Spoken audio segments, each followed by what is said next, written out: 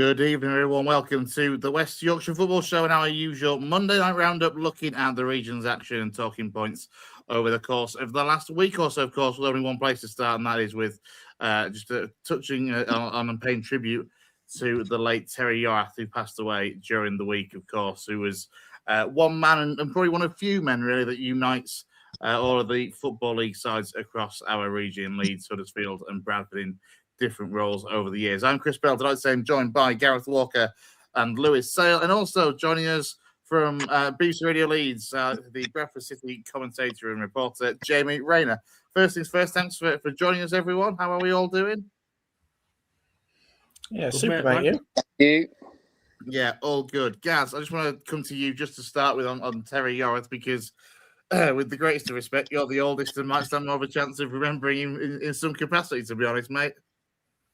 Yeah, he's still even a little bit before my time, I'm afraid. I think he was joined as a player in the early 80s and obviously was assistant manager under Trevor Cherry for the 85 season. I have a lot of friends who speak of that season as possibly their favourite season following City, which is obviously up until the fateful day. That is obviously a very big thing to say based on the successes that we've had in seasons since. Terry Yorath, great servant. I believe he was there on the fateful day in 85. His family were there. Gabby Yorath obviously there as a little girl. So he plays a big part in Bradford City history. Came back later on in his career as the actual manager. In I think it was 89 he came back. So he had two spells at City. He's been a player, an assistant manager, and a coach, and a manager at City. So it means a lot to Bradford City and the community as a whole. And I believe he was a really nice guy as well. And lots of people speak very highly of him. So sad loss. Yeah, and somebody as well worked as a coach under Peter Jackson, I think at both Bradford and at Huddersfield. And Jamie, is he someone that you ever came across in your kind of journalistic career? Very, very briefly, I crossed paths with him at last year's now commemorative dinner at Valley Parade, Champions the Reunion, I think it was called, which was to mark the 40th anniversary of the title-winning squad. That event was to get everybody together that was part of that team, because as what was said on the evening, you know, naturally the overriding takeaway from that season, tragically, is what happened on that fateful day. But it was to commemorate and celebrate what that group did on the field, and you know, to see that group still have the admiration and respect for Terry Yorath was very, very clear. So as I was saying to Stuart McCall last week, I felt very privileged that I was able to have that moment and to see them all together, because you can see how much he meant to them. Yeah, absolutely. Let's start off then with Bradford City this evening. And of course, I mean, Gaz, it's a strange one to start with Bradford, I guess, because you were in action. It was a postponed game at the weekend. We'll touch on whether that was a good thing or a bad thing in due course. The big news, of course, today is the departure of one Andy Cook. The club announced it this afternoon across the social media accounts that Andy Cook has gone out on loan. Now, this has been a conversation in our group chat most of the afternoon in terms of the way that they've kind of announced it, in terms of it's a very heartfelt and emotional, I think, way of kind of announcing. But it's also, from my perspective, I looked at this and thought, it's also a really odd way of announcing someone who's going out on loan, because, you know, ultimately, if he does well at Grimsby, score some goals, it might not be the last we see of Andy Cook, surely, Gaz.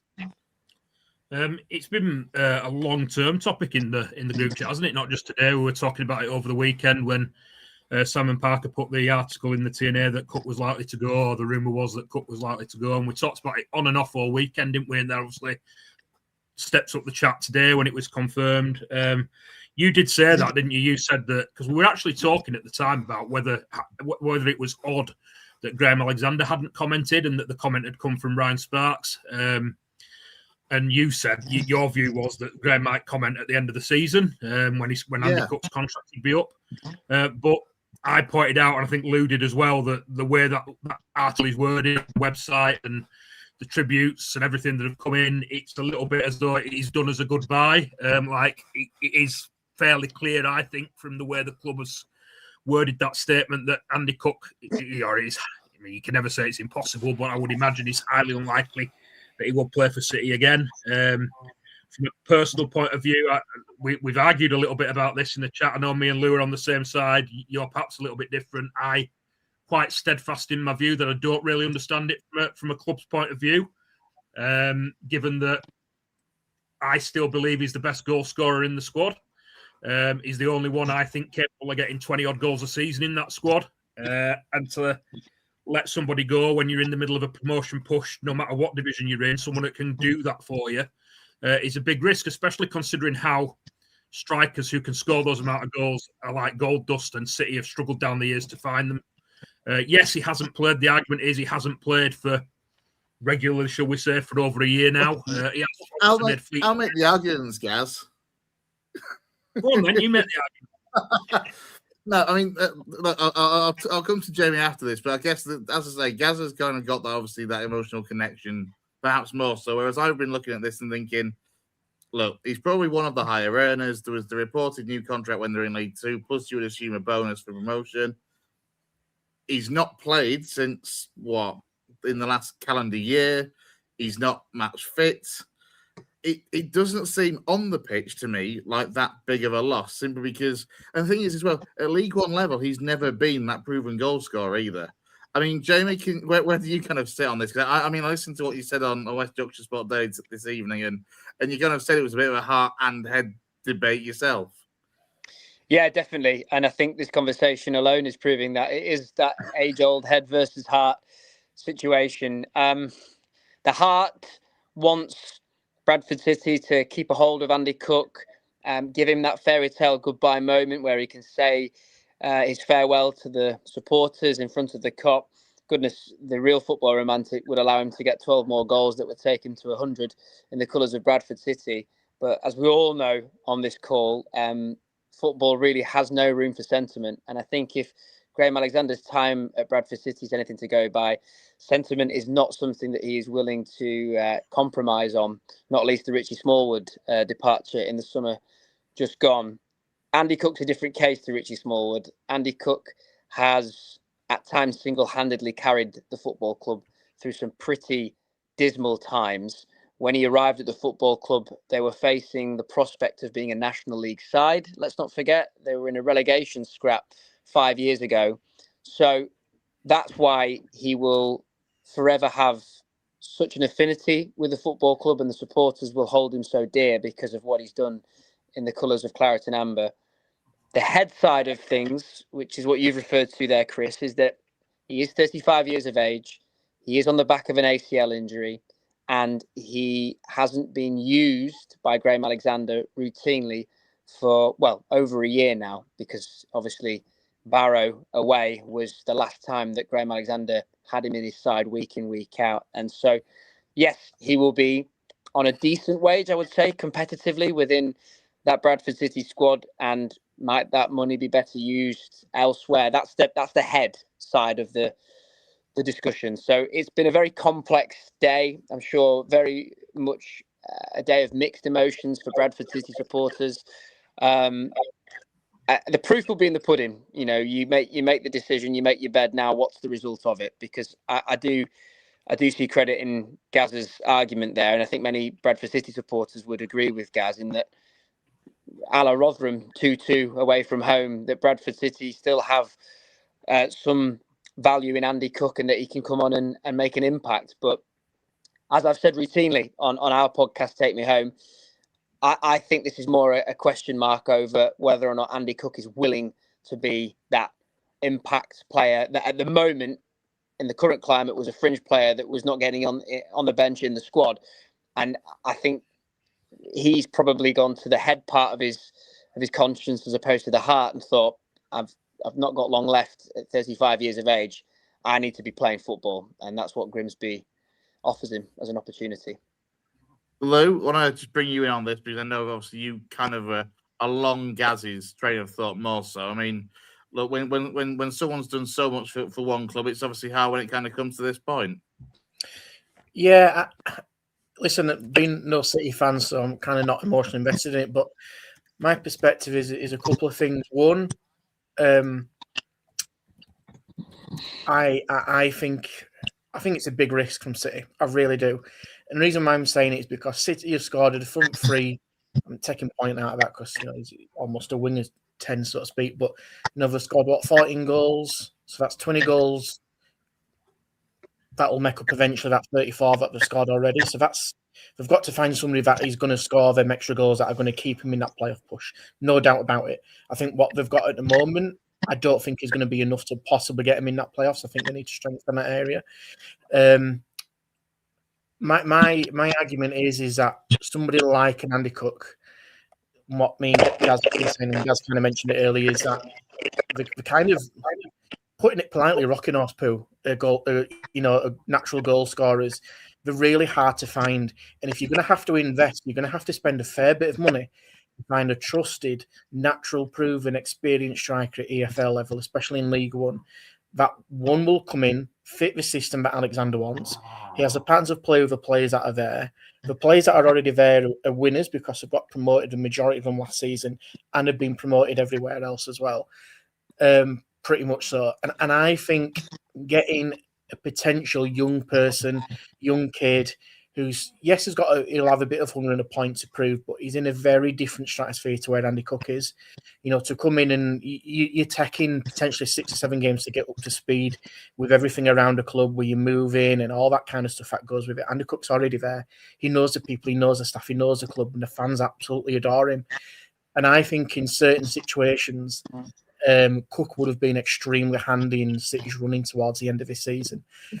Finally, before we get other people's thoughts, I don't know what people think about this, but with that in mind, if Andy Cook is out of contract and, say, for example, does leave, I've kind of got 2 elements to this. One, I said I think City should either say we're going to keep him until the end of the season and we're going to ride it out and we're going to hopefully count him when we really need him. Or you say now, right, the contract is up, we're not going to offer you a contract, let's try and get anything we possibly can for him, which is difficult. Don't get me wrong, it's not the easiest market to go dipping in and spending money. He's 35-year-old and, he's not on a decent wage. Not going to cost a fortune with a big wage. But to loan one of your natural goal scorers out to a division below, which isn't much of a rival, for 4 months, we've not a ready-made replacement from what I can gather. I think it's a huge risk. I really do. I think, listen, Andy Cook's been phenomenal for Bradford City, and they probably feel like they might owe him a slight bit to make sure that he has prolonged his career as long as he can do, and he's got absolutely every right to. Playing devil's advocate, you've also got to look after yourselves in this, and I think if City are going to push for promotion and be in the playoffs, personally, I think you should have kept him. Gaz? Yeah, I'm with Lou. I just think from a club perspective, a club point of view, it just doesn't make sense unless you're going to go out there and get the equivalent rocking horse poo goal scorer for League One. And City's record at signing them, whatever division we're in, and the money that they cost makes that highly unlikely. Obviously, the proof's in the pudding.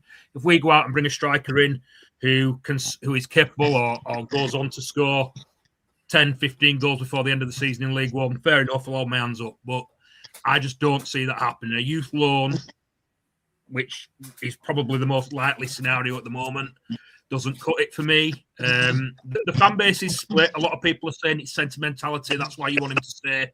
Personally, it's not that with me. Personally, like Lou said, I can see him having a role. Could have seen him having a role to play between now and the end of the season in changing games, mixing things up when you need to. He's a goal threat whenever he comes on the pitch. I'd actually argue that the fleeting appearances that we've seen of him this season, he's actually been quite good. He obviously got his double when he came on again in the Virtue Motors. He changed the game when he came on against Rotherham away. He did reasonably well when he came on away at Doncaster in the league. He nearly scored there. I think he obviously got his goal up at Newcastle in the Cup. I think he's done more than enough in his fleeting appearances so far this season to suggest that he could do a job. Obviously not as a starter, but as an impact player between now and the end of the season. The flip side of that is obviously, as Jamie was saying, from an Andy Cook point of view, are you happy with that? And if this has been pushed more so from an Andy Cook point of view, then I kind of get it, because he has to look after himself and earn a contract somewhere else for the next year or two after this. If, I suspected, City have said you're not going to be staying here on the wages that you're currently on. So it depends where it's come from. Depends who we sign as a replacement. And ultimately, it depends where we are come May. Absolutely. And before we just continue, I'm just going to bring in our Huddersfield Town man, Stephen Downs, who is taking the time to join us. Jamie, I just want to come back to you. I guess it's fitting then, I guess, for Andy Cook, obviously, as a northeastern lad himself, that final goal that we think he's going to get in a City shirt came up at St James's Park. Yeah, absolutely. And that for him will be a moment. And if that is to be his last goal, which I'm fairly confident it will be for Bradford City, then yeah, what a way to go out. And that at the very least is something to take away from this season. The 2 Grimsby goals, the comeback for him and to score in that fashion to win the game as well. And then to go up to Newcastle and score. I'm mightily pleased on a personal standpoint, that he's been able to have those moments in a Bradford City shirt. But the difficulty is, listening to you all talk about Andy Cook's value in this squad still is, just to lay out some of the facts. He hasn't scored a league goal for Bradford City since Boxing Day of 2024. Of course, a big factor in that is the ACL injury that he suffered not long afterwards. But the key fact in that for me is that Bradford City are 3rd in League One and have done that without 1 league goal from Andy Cook's head, right foot, left foot this season. Now, I'm not wading in with an opinion on whether I think Andy Cook could still do something this season. What I'm dealing in our facts, in the sense that Graham Alexander's headspace will be, we've got here without Andy Cook. The argument to that from some City supporters is when I think back to the Stevenage game, 1-1 away from home, the Lincoln game, 0-0 at home, the more physical encounters that Bradford City have experienced this season. Would Andy Cook have suited those games? Yes, he probably would have done with his qualities. And I distinctly remember, and Gaz might be able to help me out on this, but he came on against Lincoln and nearly scored from a header, which was saved. Yeah, near the end. 0-0. Yeah. It was a great save. That to me, there was evidence there that he could still have a place in this team. But Graham Alexander's headspace, I suspect, will be, since that injury at Barrow on New Year's Day, we have evolved in this direction. We've got promotion. We've held our own in League One. We are 3rd, and we are in the automatic promotion race to get into the Championship post halfway through the season. And we've done that in the last year without Andy Cook. I think the blueprint of this team, whether we agree with this or not, I think the blueprint of this team has moved in a direction that doesn't, 1, suit Andy Cook's characteristics, and 2, has him involved within it. And there will be supporters now listening to this saying, yep, look, Andy Cook can give you a plan B, can give you a point of difference. That might be the case, but Graham Alexander clearly doesn't want to explore that anymore. And, I still think that Graham Alexander would have let him be in the squad, allowed him to be in the squad. It comes back down to that question. Does Andy Cook want to be that fringe player? I don't think he does at his age, which is why this decision has come around. And fundamentally, he's left the football club. I think you're absolutely spot on with what you've all said there. The key thing now is, how do they replace that hole that he leaves in the squad? Because whether he was playing or not, whether he was scoring or not, fundamentally, the squad composition right now is just 2, for me, out-and-out strikers, one of which there's a question mark in Stephen Humphreys, whether he can play on the left or as a striker. Graham Alexander's been quite clear on that. But Will Swan is the other one. I am not seeing Callum Kavanagh realistically being a viable option in the striking position for Bradford City. When he has played in recent weeks, it's been played on the left of that front 3. So I think they're still short in that area. And that now is the key, is which out-and-out striker are they going to bring in? What profile of out-and-out striker are they going to look to bring in this January? That will qualify the Cook decision. That, for me, will be the true barometer of whether or not this was the right call. It depends on what they bring next. They got it right with Max Power when you look at the Richie Smallwood decision. You might say they got it right to an extent with Josh Nerfill coming in to replace Brad Halliday. Jury's still out on whether or not Alex Patterson being allowed to leave was the right call. And the same, you would say at the moment, surrounds Andy Cook. Yeah, we'll come to that in a minute. I just want to go in with a couple of comments from Chris Potter, who's got in touch. First thing he says, Jamie's just upset that fans won't be asking you to keep asking Alexander where Cookie is. He then makes the fair point. He says City need to do what Sheffield United did to Bradford when they bought Hansen off them in January. Try and get a Dan Ballard, Yatta, or Wakeham, Rupp, get that checkbook out. And you kind of look at that, and in terms of a replacement, losing a higher earner in Cook that he is, obviously it's a loan, so it may not be all of that, but it will free up some wage budget in that respect. And because of City sitting where they are in the league, what scope do you think there is actually for Stefan Rupp to get that checkbook out, as Chris puts it, and actually try and take an informed striker from elsewhere that could fit into the current system better than Andy Cook would? That's the big question, isn't it? And that's the somewhat of an unknown at the moment for Bradford City supporters, is how willing is Stefan Rupp to get out this checkbook, like you say, and put money into the budget to allow the football club to go out and potentially purchase a replacement forward. We've made this point on the podcast routinely over recent weeks. Bradford City may not get a better chance than where they find themselves now in getting into the Championship. And me and Gas have been having this conversation about both of our clubs in Lincoln and Bradford, to be fair. Yeah. Well, absolutely right. And on the Lincoln front, I think their recruitment has been outstanding. In the same way, I think Bradford City's recruitment has been absolutely outstanding. And that's why there needs to be a degree of trust, I would say. And, naturally people will question Graham Alexander, David Sharp, Stephen Gent, but, recent record would suggest that they've got more decisions right than wrong. I think that's a very fair statement to make. So it is that head versus heart thing again. And I think we can all acknowledge and appreciate the sentimentality that's being felt right now towards Andy Cook. But to go back to your question, yeah, I think that's the conundrum, I suspect, for, Ryan Sparks going to Stefan Rupp and saying, Stefan, I think we need X amount now. It's that risk and reward for Stefan Rupp. If I put X amount in, I might get X return. And I might be looking at trying to sell a Championship club when I bought a League One club. Do I make a return on my investment? Can I make a penny on this? I'm not saying that that's his ambition, but no doubt that those thoughts will be going in his mind right now, surely, given where the club is at.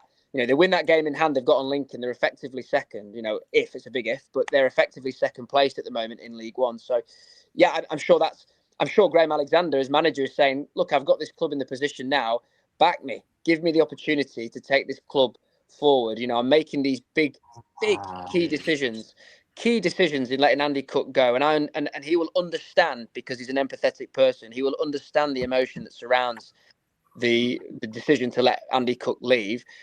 He'll be going, back me, give me the best chance possible to get this club into the top two. And having a forward that can bring you 10 more league goals would go a long way in achieving that, surely. Absolutely. Steve? Oh.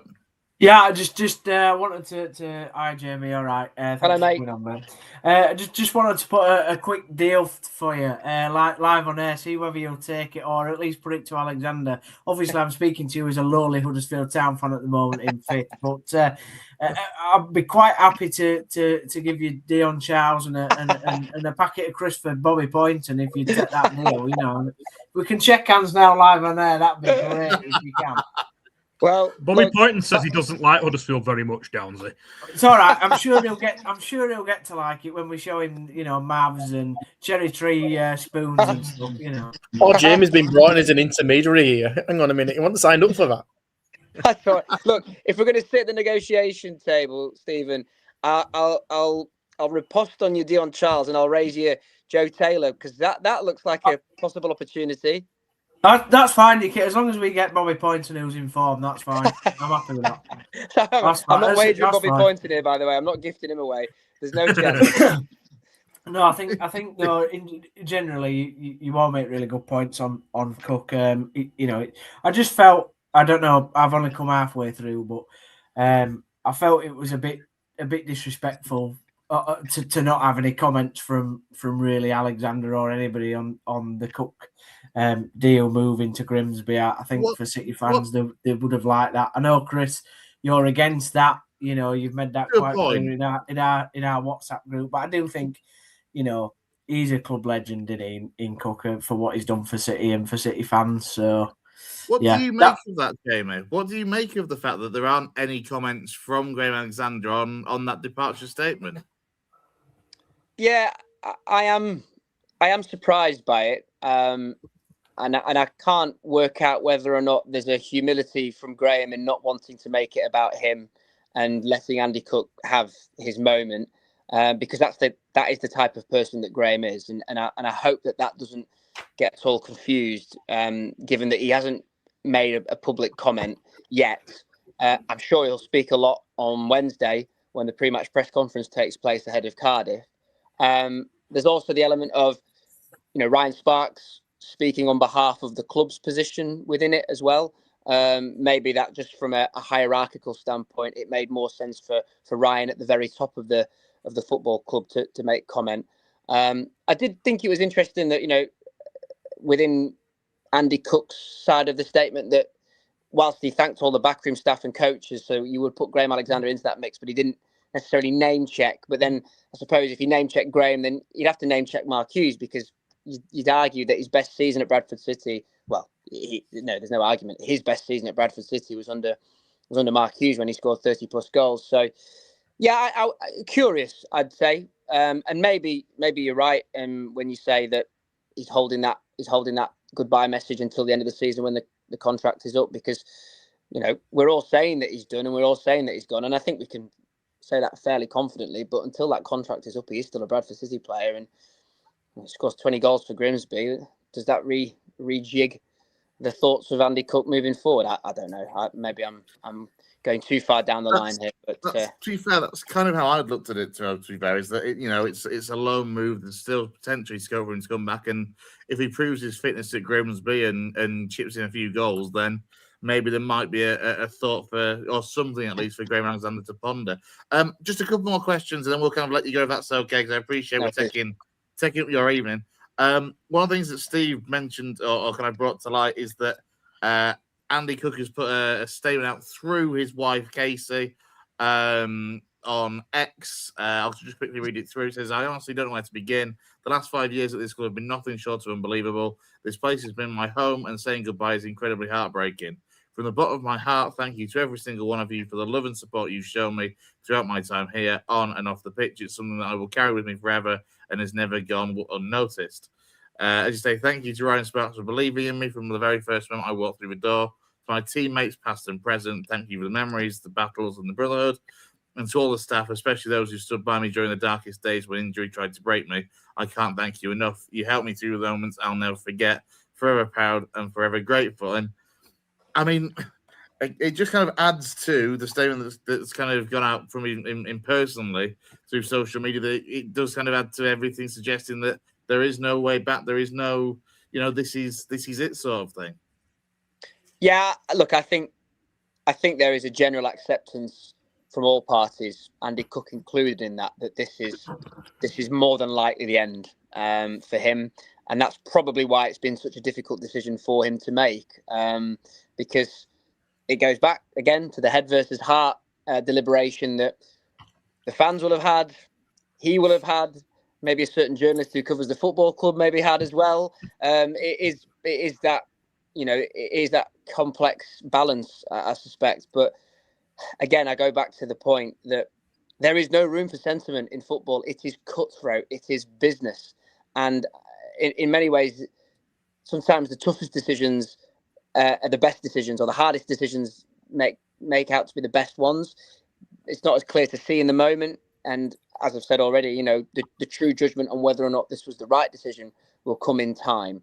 But I think there's an acceptance on his part of this situation that he needs to move forward, and Grimsby have given him that opportunity. And I just thought to go back to the point that was made regarding the fact that it's a loan and not a permanent, is that I don't know how viable a permanent deal would have been for him, even for League Two clubs, because they have to take consideration as well that he hasn't scored a league goal since Boxing Day. We all know what he can do, but he is coming back from an ACL injury. And whilst you don't want to tarnish anybody with that brush, naturally, because it's a business, clubs will be slightly wary of that. So why not take him on a loan? And he'll be on a good deal at Bradford City. So they'll pay percentage of his wage. I don't know what the details are of this loan deal at Grimsby.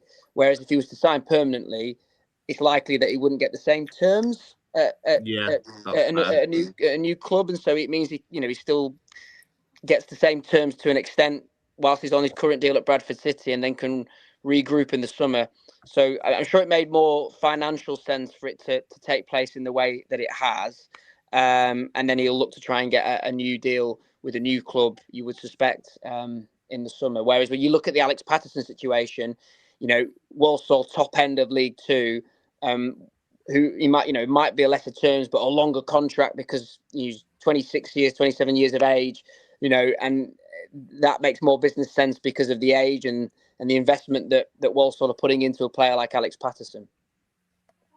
Absolutely, that's fair. Final thing from me, I mean, just kind of reflecting on January and the season, kind of on a whole, obviously where City are at the moment.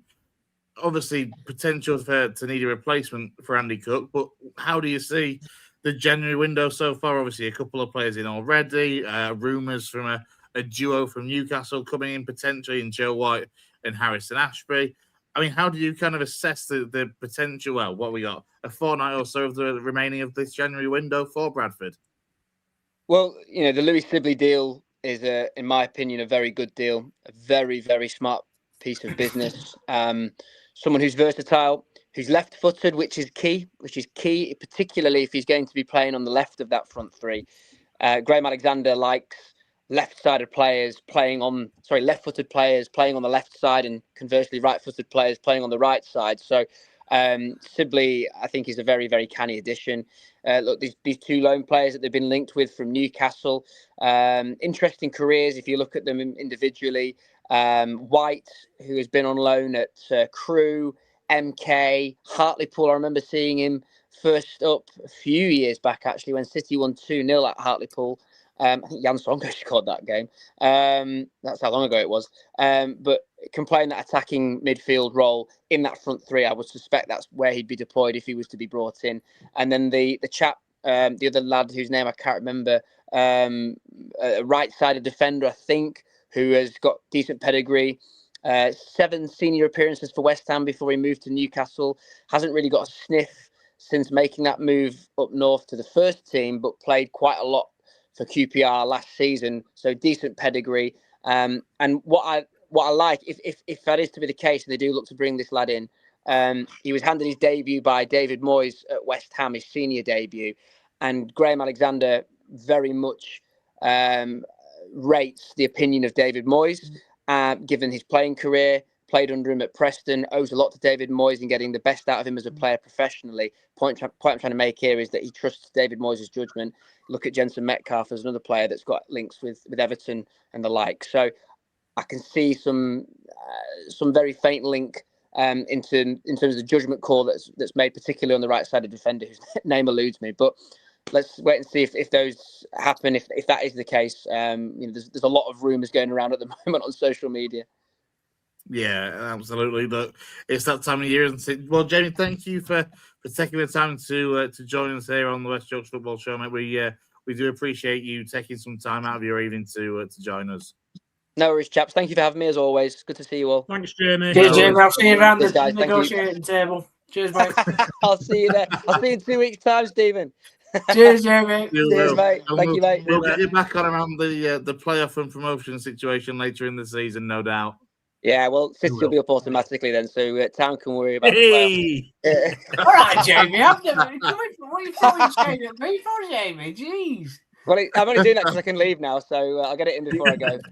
Nice one, Jamie. You take care, mate. Thanks a lot. See you guys. Cheers. See you, mate. Thank you. There we go. That's BBC Radio Leeds' Jamie Raine, the Bradford City commentator and correspondent. Very quickly, because for some reason my camera is goes completely. Hello.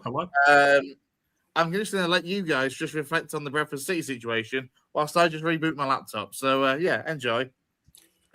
I think to go, guys, seeing as it's City. I think the thing with Cookie is, as we alluded to there, is what type of player we bring in to replace him. I was talking to someone earlier today, and it's kind of like, do we go all eggs in one basket down the plan A route which is the route that people are saying, oh, we've not needed Cook for the last 12 months. We've got to where we are in League One without him. Do we go down that route and buy another player similar to what we've got? Or do we go down as we need a type of player such as Andy Cook who can come on and give us a plan B at various times in games, which is what I think Cook would have been brilliant at between now and the end of the season. I don't know what you think, lads, but it's a big decision for the recruitment team in Alexander. That is for me. I just go on, Steve. You go first, mate. I'll go for it after. No, I just think you correctly.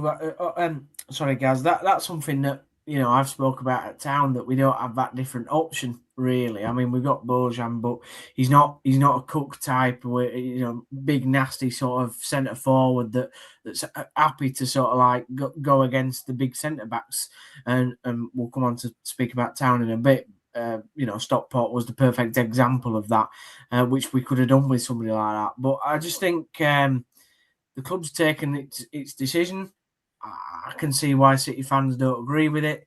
I can see why it's split as well. Like Jamie was saying, he's not scored since Boxing Day or whatever, and he's had a bit of a bad time in front of goal. But I just think he's an experienced player at EFL level. He knows the division in terms of his past playing career, and if it gets to them playoffs, what a handy person to come off the bench and do the business. So unless you do go up, like James says, automatically. But yeah, I'm just a bit surprised that they've done it. But if it sort of frees up wages to bring somebody else in, then fair enough. I just don't see where you're going to get that like for like replacement. I mean, you put a couple of options in the chat earlier, and I don't see them being the Cook's type, if I'm honest. You made a really good point about the playoffs. The playoffs there. There's been times already when he's not been on the bench in this last 6-7 weeks where City have said, City fans have stood there and said, we could have done with Andy Cook today. It'd have been brilliant to come off bench. And if we're saying that after 6 or 7 weeks, I think the worry is what it's going to be like for the rest of the season. But ultimately, as we say, it depends what we do in January, who we bring in, what type of striker we bring in, and where we are come May. I think what's interesting me, guys, and you'll see it far ofter than the rest of us put together, but his recruitment, and Jamie made some really fair points. Like I say, we can stand our own opinion, but they're all valid points within themselves out with that we're all making. But Alexander seems to be going down a bit of a different route of personnel he's recruiting, and obviously that might be with the assistance of Stephen Gent and the rest of the team, but they're very technical. It's not a traditional kind of old school lumpy, big physical lads. We're talking about Metcalf in there. Humphries is a big boy, but he's probably more technical than anything else. Swan's quite technical in there. Cavan has been quite technical in the past as well. So when you talk about potentially if you got the two lads in from Newcastle, Sibley's technical as well. It's a very different model that he seems to be going down, which I think is quite interesting actually. And how much of a conversations around the table that has been, because it's shifted, hasn't it? Really, is that one?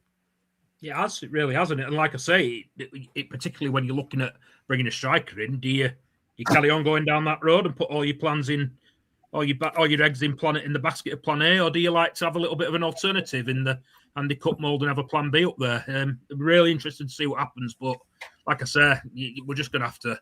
We can't really judge until we see who comes in and where we are in May. That's the way I look at it. Andy Cook's been a legend. He's given us some hope in dark times at City when, as Jamie rightly said, we looked like we could have dropped out of the Football League. He was a beacon of light for us and kept us going through those dark times. So he's really going to be missed, and we're going to have a job on to replace him either way. What do you guys make of that comment that we saw from Chris earlier on in terms of, now that you're in the January window, and given where City are in the table, Gaz in particular, if you're going to lose Cook, surely you would invest and go and get that striker that, rather than a young Ethan Wheatley on loan from Man United or whatever, you go and get someone that's already scoring a few goals, like a Dan Bard at Leyton Orient, Yatta in at Notts County who's doing all right, or a Jaden Wareham at Exeter, someone that's, already scoring goals potentially for their club in League One, but it's just a lesser club in, table position at least. I think that's why the fans are split, Chris. Like, obviously, that you've got those that are saying you only want to keep him sentimental-wise. We've done well without him for a year. And then there's us like me and Lou were saying there. Those types of strikers that Chris is talking about there, they cost money. That's the problem at the end of the day. They're going to cost money, and even more money in January. They cost more. January, you pay more in January than you do in the summer. So ultimately, that's going to come back to how much Stefan Rupp is willing to put into the club to bring that striker to City, and whether he's willing to do it. The rumour is that, or the story is that he's already invested money in the summer to make the budget more competitive than it otherwise would have been.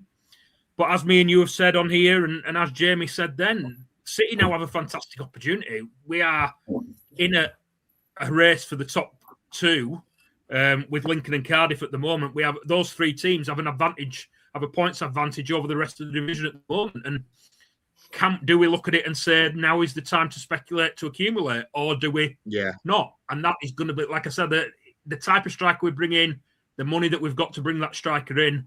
It's all questions that need to be answered right now, Chris. And I honestly don't know whether I'll be surprised if we invest big in January. I really will, because it's just such a difficult market. And that was the worry that a lot of the half of City fans that didn't want Cook to go were especially worried about, the money that would be there to find the replacement. I think I'm going to chip in here as well, is that if you are a team that's ambitious and wants to get promoted, you have to go out and get a striker that is going to guarantee you goals, and that is what costs you money across pretty much your squad. You know, there's a difference between having a go and being proper serious of being ambitious and getting promoted to the Championship. Now, obviously, we've seen the news with Andy Cook and, you know, what's happened in the past with City, you know, dwelling in the doldrums and coming back up. But if City is serious about getting in the Championship, Rupp is going to have to get his checkbook out. It's as simple as that. That's the top and bottom of it. And I think, again, harking back to the recruitment and the kind of players there, I'm not saying this is going to be the case, but say City didn't go up for the next couple of years, they're now getting assets in that squad that could potentially get some half-decent resale value. Now, how long did that fan base go, we were close to getting promoted, but we just didn't back ourselves really to go that next mile. And now we're potentially losing a couple more extra players to either divisions in and around them or division above, and then you start having to churn over players. If you're going to get promoted, listen, I'm not saying it's the case with Huddersfield Downs. He knows that they paid, obviously, the money for Taylor, but you're going to have to spend some big money to go and get a good striker now in League One, and that will cost you. Huddersfield have made a mark. You're going to have to pay probably £1 million or so, and he's prepared to do that. That's a big question. To be fair, you look at someone like Yatta, though, who could get some goals. He's a big lad at 6'4" from Notts County, who's had a decent season so far, and he's out of contract at the end of the season. So you're probably not talking millions to be able to replace, you know, somebody. End of the season, though. This is end of the season I'm talking about now. Now you've got 4 months and you're in a promotion race to potentially get promoted. We're going to have to. This is what I mean.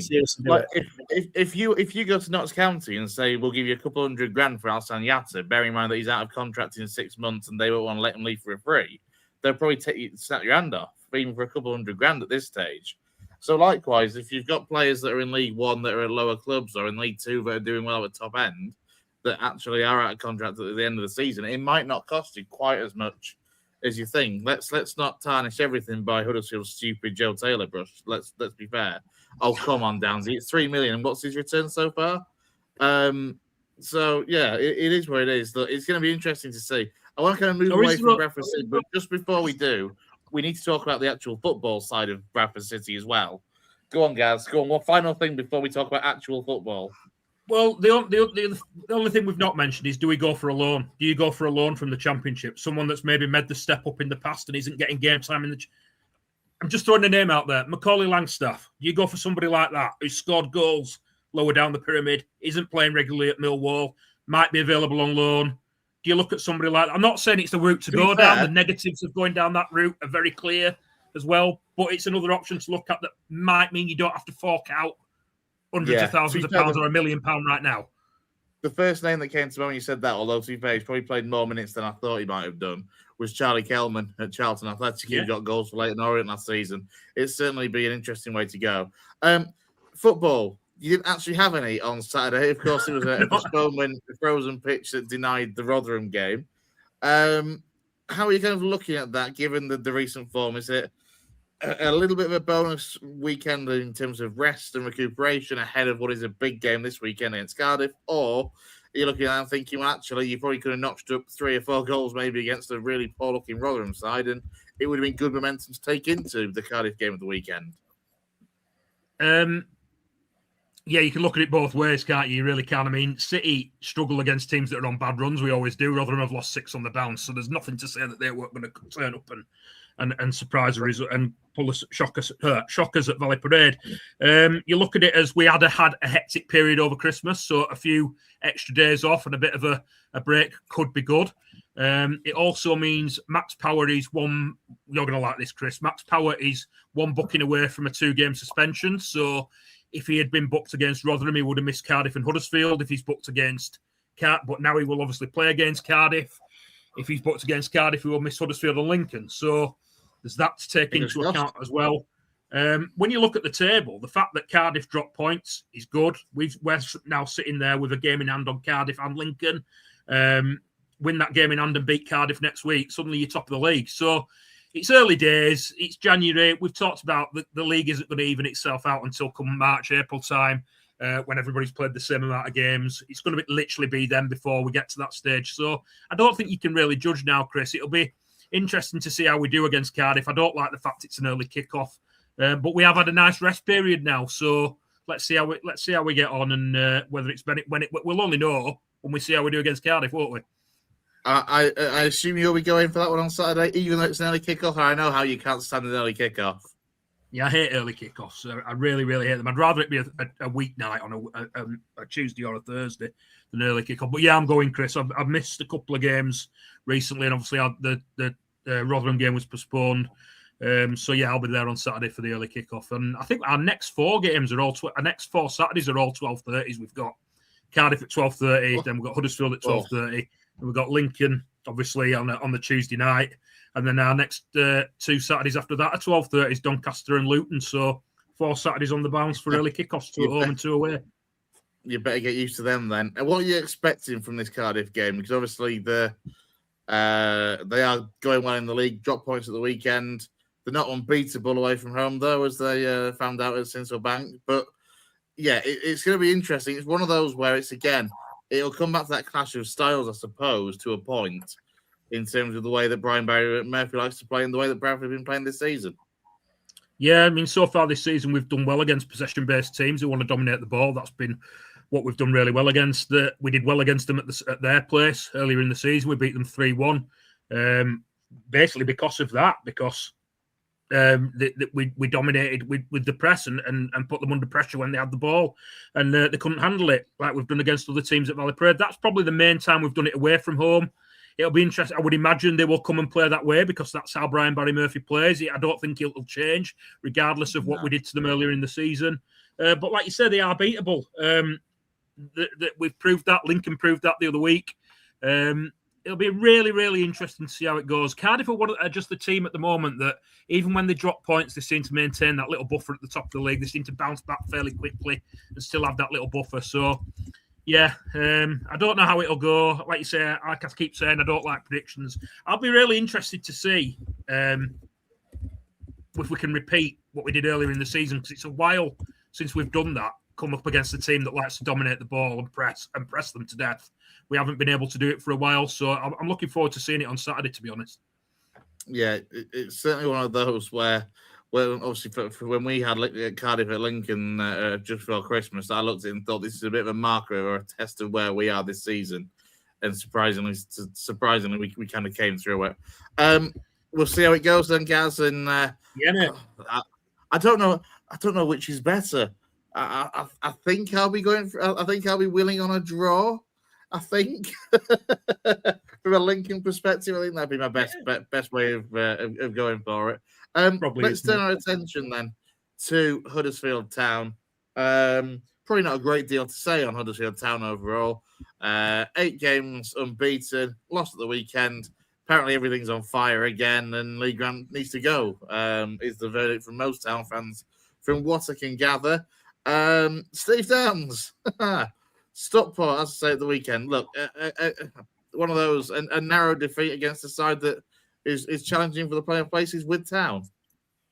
Yeah, Lee Grant went to go get a 0-0 draw at Stockport and ultimately failed in his attempt at getting a 0-0 draw.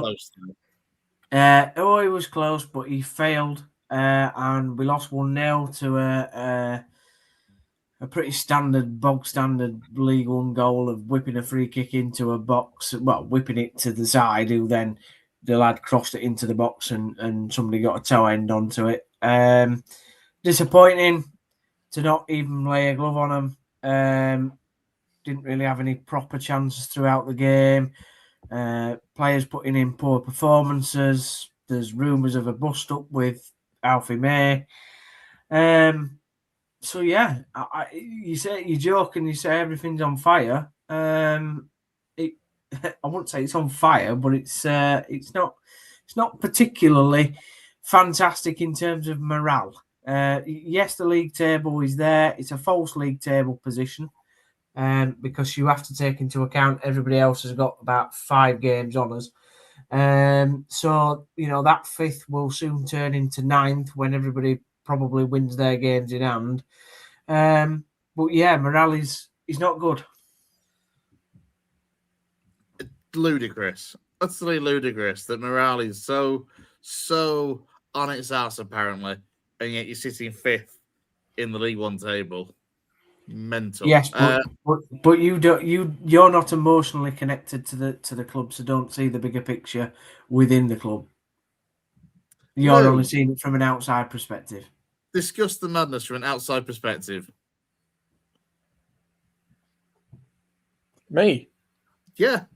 Your name is Lou. You've got lots to say on this Town situation, so I'm giving you a chance to get it all off. No, listen, I think I get it, because when you like to Steve, etc., invested it as a fan, you do see a load more stuff. You see the games and all that with it. Outside looking in, there's a massive overreaction for me. I've said it from day one. People still wanted Grant out, and I said it for how many times that you built a whole new squad, brand new manager, brand new coaching staff. And I just think it's a big rebuilding job at Town. It's not going to happen overnight. I hear, Steve, that other teams have got games in hand, but I also think that you deserve what you get, and games in hand don't count for anything unless you get the points on the table. I'm a bit old school like that. But they will do, Lou. They will win them games in hand. Yeah, they could do, mate. They could do, mate. And I agree with you. And I agree with you. If they win those games in hand, and we end up 9th in the division, we deserve to be 9th in the division. I think what's really difficult is, obviously there's been a lot of money spent by Mr. Nagel and the team to one on the stadium and one on the players, and those expectations get higher and higher the more that you spend. And I get it. I said it from beginning of the season. I didn't think Huddersfield were going to get automatically promoted, just because money doesn't always get you instant success. It goes a long way. But there's just a lot of work, I think, that's been done to get Town into a position where they can compete to potentially get promoted. I think where you are now is probably where you might end up. I've said again, if you fail to reach a playoffs, that is a failure. But I think at the moment in January where you are is kind of where I expected. I'm actually probably tracking you a little bit ahead of where I thought you might potentially be, because I think you'd get into the rhythm of it in that second half of the season.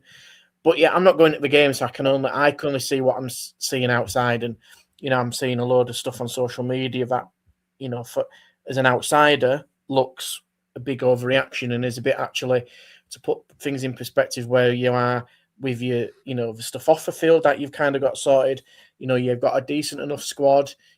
Listen, you've just lost Leo Constantine, who's arguably your best player, so you've got to find to replace him, maybe with one player or two. So that's another rebuilding job again that Lee Grant's got to deal with, and the rest of the team. And you're going to get that because you're in League One, and that's not being disrespectful, but that's just the part of the course what football's about. I think it's hard, like I say, to give a proper invested opinion because I've not seen it, but from the outside looking in, Town seem to be doing as expected, or what some of us thought they would do. And yeah, if you don't make the playoffs, it's a failure, but I don't think you will. I think you'll get into the playoffs, and I think there's just got to be an element of But you just can't keep changing managers. You just can't keep changing managers. This is what I said about a load of clubs, and you guys know I sound like a broken record with it. But changing managers does not always work. The issue is, Lou. The issue is, right. We've only got 2 points. 2 points against anybody in the top 7. Our record against teams around us is horrific. So we've got Burton Albion this weekend. We'll probably go beat Burton Albion 4-0. I'm not saying that as a big head. I'm just saying if you track the results this season and what we've done against, say, the poorer sides. I know we drew against Burton Albion earlier this season, but you look at what realistically the average goals and what we've done points wise against those teams at the bottom, we've won those games. But when it comes to the top 7, he just doesn't have a clue. I mean, I watched the Stockport game. I was obviously at the Lincoln game with Chris. I think what Town fans are frustrated with as well is, and I've said this, and you guys know that I've said this, and I've said this for months. If Michael Duff would have been given the money that Lee Grant has been given and the squad that has clearly been assembled to this point, Michael Duff will be doing a lot better. Maybe not in league position, but we at least would see some assembly of what he's trying to do on the pitch. The fans had a bit more of a connection with him. I listened to his press conference today, and his press conference is 12, 13 minutes long. I just didn't understand anything he was trying to say. I mean, the fact of the matter is, whatever's happened with Alfie May, which is a point on its own, he's just not convincing anybody in that press conference that he's left Alfie May out because of a niggle.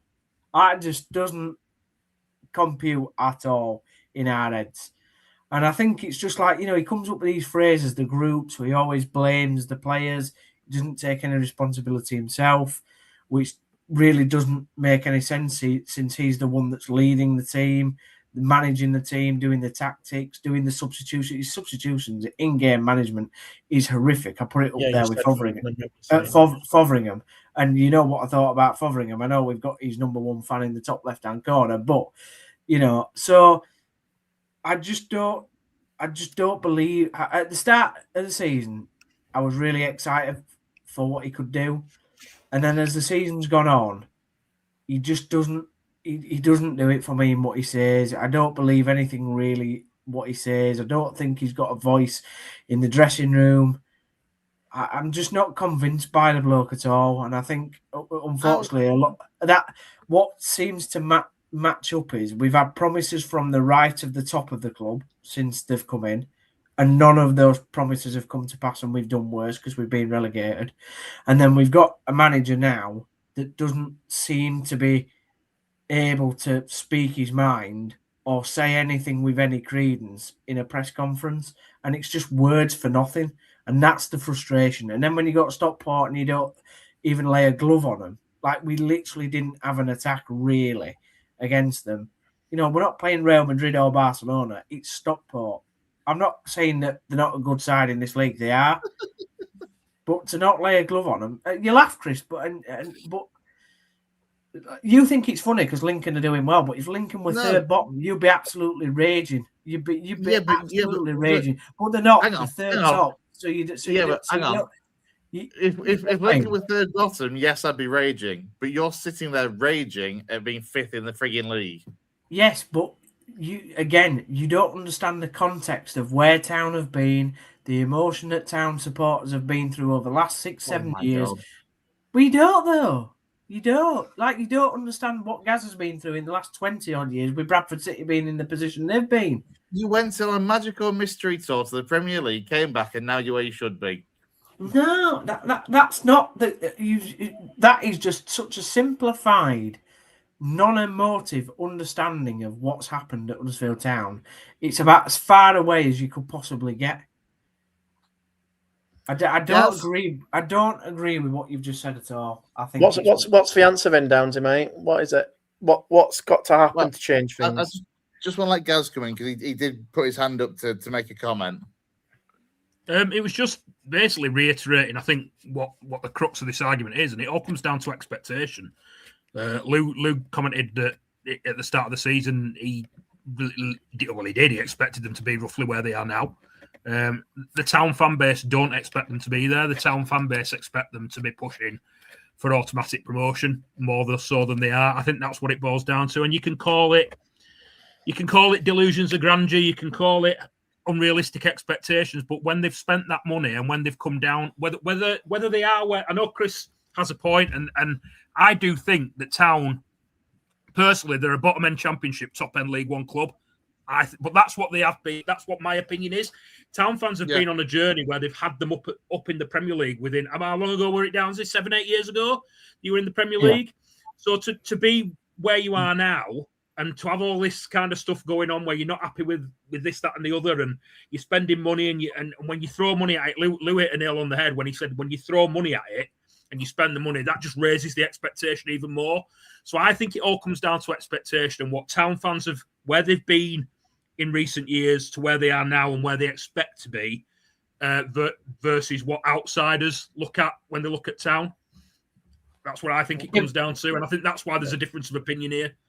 Yeah. But also, if Nagel had come out or the board or whoever in the last 3 years and said, we ain't got a pot to piss in, we've got no money, and, you're going to have to temper your expectations, I'm pretty sure 95% of the fan base will go, all right, it's not good. We don't like the fact we've got no money, but we understand, the difficulty of being in.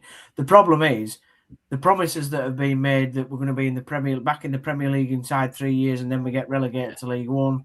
The promises of going, well, we're going to buy this player and that player and whatever. And yes, he has put his hand in his pocket, but then not to marry that up with a management team or like, for instance, letting Darren Moore have 28 matches and he should have been sacked after 5. Sacking Duff with 10 games to go when it was absolutely pointless when we still could have got in the playoffs. And you might as well have given Duff the money this year that what Lee Grant has got. Then you hire Lee Grant, who's never managed a football game in his life, who's then given £1.2 million of Alfie May, Joe Lowe, all these players that have come back who, might not have cost money in massive transfer fees, but have cost money in wages. And you've given him to a rookie manager who doesn't really know his arse from his elbow. And I just think it's just the mismanagement of the management team and the system and the style and any semblance of plan. And then because we're not given, and then the other part of that, Gaz, is you do all this communication and saying we're going to do this, we're going to do that, and now things are going not spectacularly well. Although what Chris would laugh at that, and because we're in 5th, and then not to have any communication from anybody at the club except for the manager who just reads out of an FA rule book. It's just that's what's frustrating.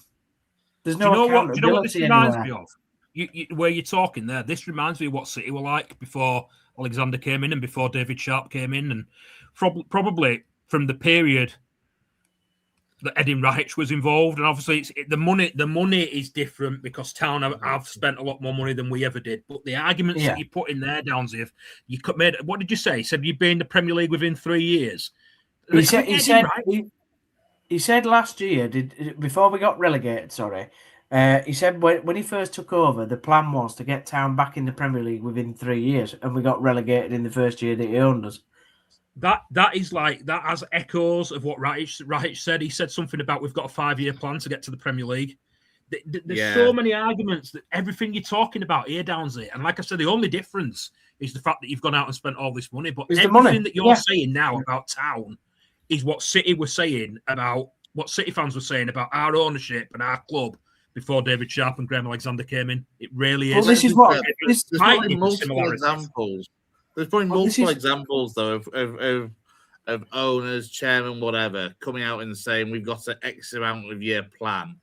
And, hang on, let me finish. And them not working because I remember the 15-year-old Lincoln.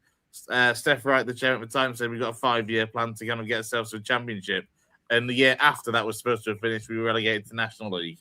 Look, even in non-league, Lou, an example that you and I can relate to, AFC Files with David Haythornthwaite, the fact that they put 2022 on the sleeves of their shirts for years, because that was the year that they were aiming to get into the Football League by.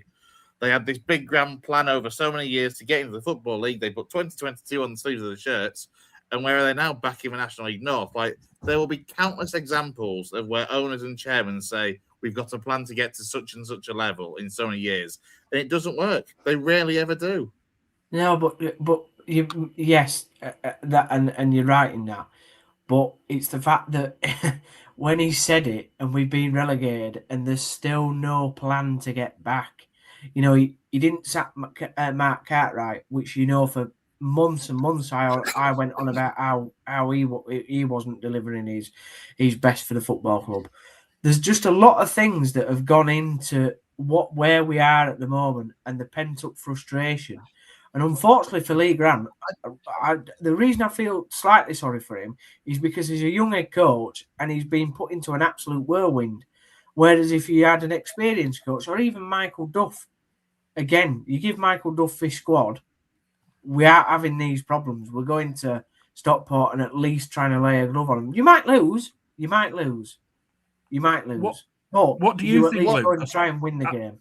I was saying about the similarities with City. You said something else there, Downsy. Plan, communication, false promises, over expectations. They are four phrases that City fans used to come out and say all the time when we were in that mess. And I saw you nodding along, so I'd be interested to see what you think, Lou. Yeah, listen, we hear it all the time, don't we, from people, and they come out to kind of, you know, set expectations, isn't it? With fans and get people on the side that they can join along on the journey and all that kind of stuff. Well, actually, sometimes it's all well and good saying it, but it's going to bite you on the backside if it doesn't work, and you've got to be big enough and have thick enough skin to deal with it. I'm a bit old school. I think, you know, you need somebody really strong on the ground to make a club run. You know, we've seen it at City. You know, the owners went in the country for a while. They've tried to have somebody on the ground that tried to do bits and bobs and didn't really work. Now Ryan's got there with David Sharp. He needed help. Let's be honest, known Ryan for a long time. He needed a little bit of help because he was trying to do everything himself. He's got David Sharp in, he got Gent in, and he's built the infrastructure. And I think it's the same with Town. I do. I'm not saying that those people in ownership are not football people. They could well be football people, but you know, it makes a big difference when you've got somebody who has traditionally been in English football for a long period of time, that knows the system, that has the contacts, that is on the ground day in, day out in his country, that will travel the hard yards to get the benefit of the club. So, listen, it's one of those, Downsy, I 100% agree. When stuff's not going right, you've got to communicate. You can't have it one way, not the other, because that's what gets people backs up. But the thing is, once you start saying the statements that have been coming out in recent years and you're not following it up through the good times and the bad, fans have got every right to go, hang on a minute, this isn't right. I get it. I'm looking at it naively from the outside looking in. You're fifth in the table, you're doing all right, potentially They're on ground and doing all that kind of stuff. But then, you know, yeah, exactly. But then I've seen examples. I've seen it in non-league where people, you know, go and buy grounds and assets and lease stuff and then don't invest in the first team. Nagel has invested in the first team, has put plenty of money in there now. And if I'm Nagel, I want to see him return on that now because I've put my hand in my back pocket and I want to go, right, guys, I'm doing my bit now. I've put my money in. It's now time for you to make sure that you're doing what I'm asking you to do. Leave him to do the job, which I'm pretty sure he will be, and go and deliver and make yourself look good out of it as well. Because, I mean, listen, you know better than us, Downsy. Town have been in a situation when you haven't had much to pay in, basically, in the past. And Nagel's coming in and he's been a bit of a, you know, knight in armour, so to speak, coming in and throwing the millions, which is fair play to him. But end of the day, like you said, you can't say something, then not follow up in the bad times, and then when stuff's not going right, you stay quiet or you make knee-jerk reactions. And it comes back again to that plan, Downsy, doesn't it? You're right, having that strategy, that blueprint of what do you want to do. Maybe you might think in my mind, 3 years I wanted to get into the Premier League. But you've got to be careful how you communicate that with your fans and the media and everything else. It's how you tactfully go about it. Sometimes you might have discussions internally, but then there's also stuff that you say externally that's a little bit different. And, you know, but would we regret saying some stuff? I don't know. You know, it's easy to make them comments and think afterwards, oh, should I have said that? I don't know. You know, in a way, fair play because he's been balls and come out and said it, but you've also got to have the infrastructure and everything around that club to back it up. And listen, it might not be easy, and I hear the frustrations because when you're a fan, you're completely engrossed in it. And every day you just want your team to win, don't you? At 3 o'clock on a Saturday and 7:45 on a Tuesday. And I think if you did go up, Town would give it a good crack and throw a bit of money and invest as well. Yeah. But when you're in this level at League One, it's not easy to get out of. And I unfortunately, because of the way, I'm not saying you, Dancer, but I think the way it's happened by spending big money for players that are some of the best ones in this division, like we said earlier, the expectations rise, and some people think there's a bit of an entitlement to go straight up. That just doesn't happen in football. What blame, though, comes to the players with this? I'm just conscious that we're approaching 9 o'clock, and I know we're going to overrun for sure, but we don't want to overrun too much. And obviously, I just want to bring up Cheesy's point. He says performance has been dire. Fans there want the team to give 100%. With Town, we're not getting that. Grant hasn't included better than has to go. How much does the blame lie with the players? Is one kind of point, and secondly, you look at the recruitment so far in this window, and the fact that his name's gone. Humphreys from Ipswich Humphreys was the first man through the door. Therefore, a player that's worked with Lee Grant before. That doesn't suggest the fact that the backing Lee Grant in this window, they're letting him get players that he's worked with before. Doesn't suggest he's going anywhere. It certainly suggests more so that Nagel is learning in terms of sticking with a man. He's there learning, but how much more pressure he can survive on this learning experience, I do not know. I mean, yes. By the way, what I mean by that, I'm happy with that. I'm happy with that. What I mean by that, sorry, Steve, though, is just that we've talked about the fact that you've gone through how many managers under Nagel so far, and then actually it might be a case where because he's brought Grant in the summer, that actually he's going to try and back the man and stick with the man for more than a season rather than making the continuing cycle of changes. Yeah, but it all points back to Darren Moore, who we should have sacked after 5 games, and he gave him 27 when it were never going to work. Now, I appreciate that we're in the Championship and not League One, but you've got to understand when things are working and when things are not working, but also understand why they're not working for a reason. So under Duff, the reason it didn't work is because the absolute injuries that we had.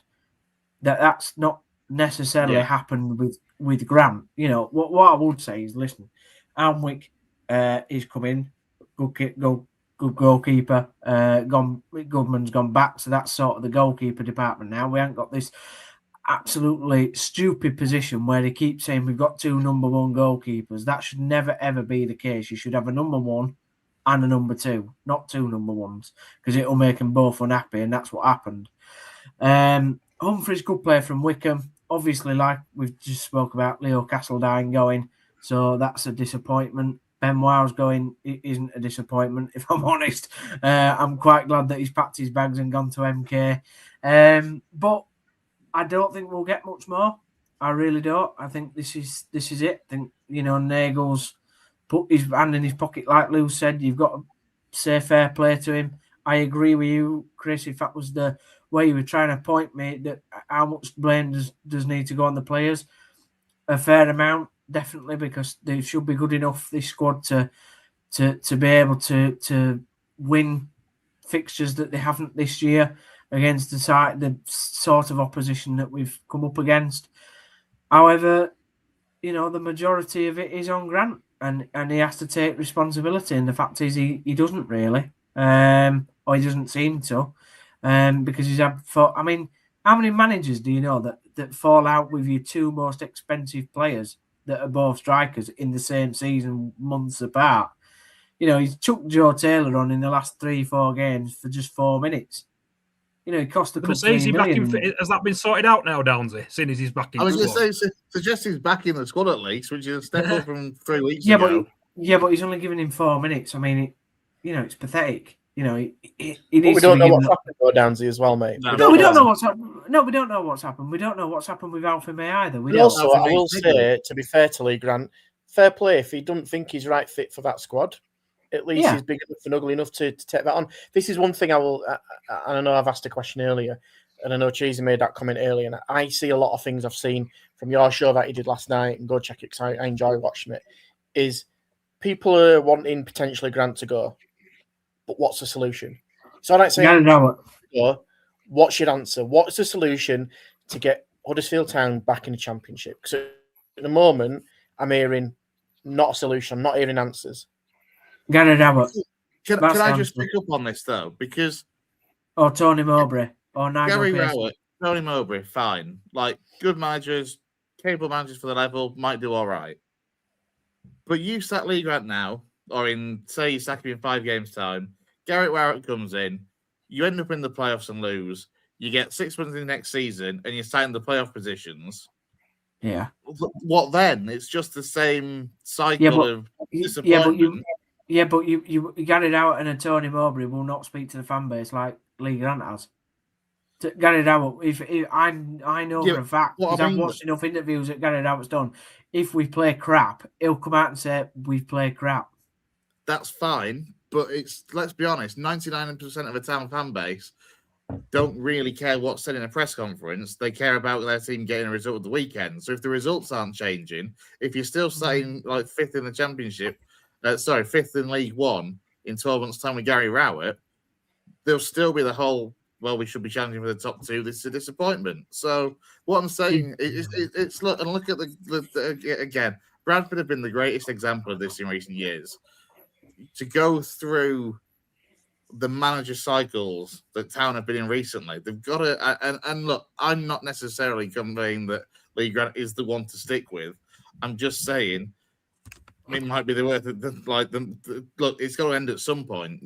What I'm saying is that a change doesn't guarantee success. Look, we expected that when Michael Duff went. Sorry, the reason I'm laughing is just because you just reminded me. If you said the complete opposite there, about it's got to end at some point. What about if it doesn't end and you get the Mick McCarthy going? It can. But I think, listen, like I know we want to move on, so I think we'll go to Burton this week. We've got Rotherham tomorrow in the Cup. There'll be about 3 people at the ground probably. Who cares if we win? I mean, I'd like to win, and I'm sure every club would love to get to Wembley and try and win a trophy. But I'm really not as bothered about the Rotherham game as anything. I'm more bothered about the league. I think we'll go to Burton, and we'll probably. Well, I've predicted a draw on Town Talk yesterday. I think we'll draw with Burton. The massive game is Bradford in 2 weeks, in a fortnight, and I'm telling you now, right. You'll get 2 emotions on here after that game, right? If Bradford win, you'll have Gaz there, absolutely smiling his backside off, which is fine. That's brilliant. However, there'll be such a toxicity in that stadium if we lose to Bradford. I don't know how Lee Grant comes back from that. Can I just come in because I wanted to say something. I wanted to say something before anyway. But on that, I might be smiling, but I won't rub it in, Downsy. I think I were really good when we beat you earlier. These lads were worse than me. I stayed quiet because I know if I'd have rubbed it in and been really, really, I don't know, what do you call it, bragging about it.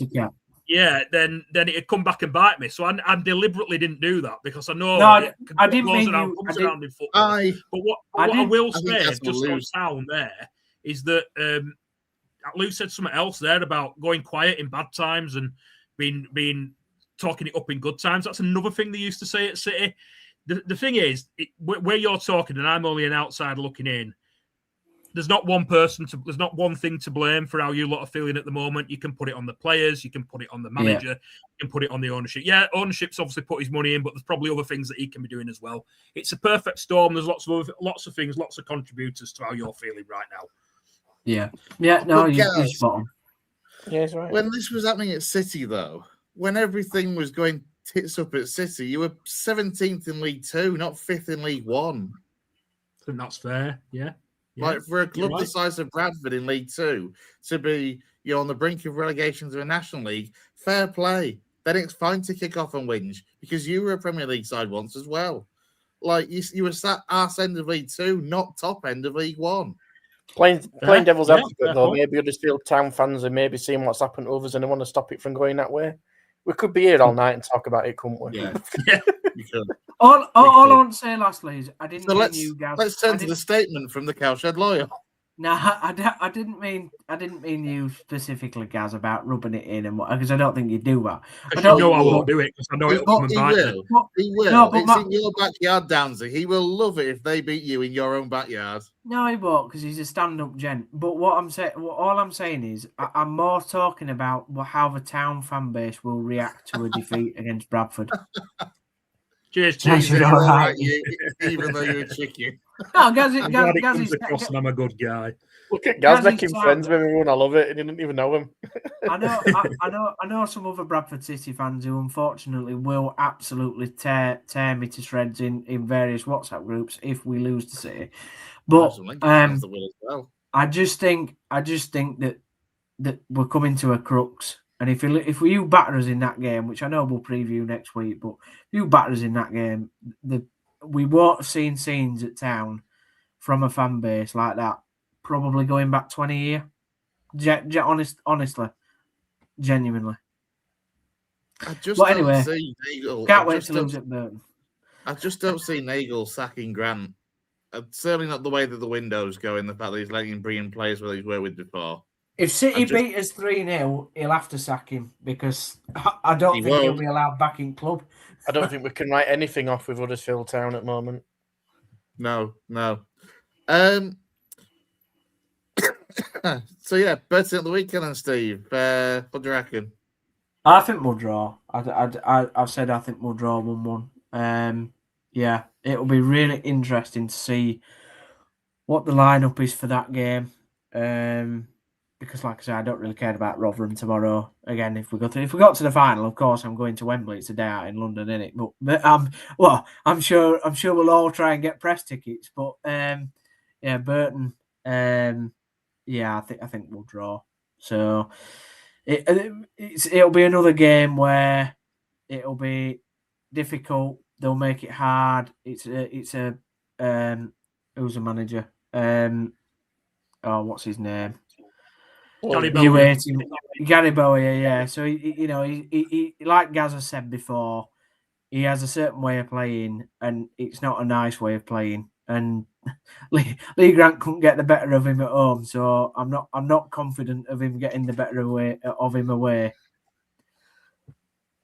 So yeah, but yeah, please do go watch Town Talk last night, and you'll see that if you're up for an hour and a half of entertainment and depression all at the same time, then go check it out. Do we want to touch on this Cowshed statement? We've got 5 minutes to fill apparently until Jake can get to talk about Leeds United. So, or anything else you want to talk about, Downsy? Well, obviously the Cowshed Loyal have come out and made a statement. I agree with some of the points. I think some of the language is some of the hyperbole is interesting what they've used. Do I think it's the right time? I wouldn't have put a statement out like that now. I would have put it out when we ultimately don't get in the playoffs and we're 9th in the league at the end of the season. But yeah, the fan group has decided to put this out. It's it's the loudest part of the stadium. They're very vocal in what they think about many issues at the club. And yeah, they've decided to write this statement, and it's interesting. But really interesting. All right, Jesus Christ. Would I have put it out now? No. Do I agree with some of the points that are hidden within there? Yes. I mean, look, I'll leave it on the screen for you to read yourselves because I'm not reading all that drivel out. I mean, you call it drivel, Chris, and you call it drivel, but it just seems it just seems to be another over dramatic reaction. Like, where's the hope? Who do we put our faith in? Like, but you call it drivel, but it's written with an emotion from a Town fan's perspective. They've just like me, I'm a very passionate supporter about my football club, as we all are about our own teams. And this is the way that they wanted to present their argument. You can agree or disagree whether that's the wrong way, but Okay, You know, I disagree. it's It's the wrong. I disagree that it's the right way. Then I think Well, it's very that's over the fine, top, but and I think I agree with you in the fact that the timing seems to be well off. But yeah, and that's fine that you can disagree, but to call it drivel when it's somebody else's opinion or a fan group, passionate fan group's opinion, I can't get on board with that. I mean, what did Lloyd, your Gavin take on the Luton? statement?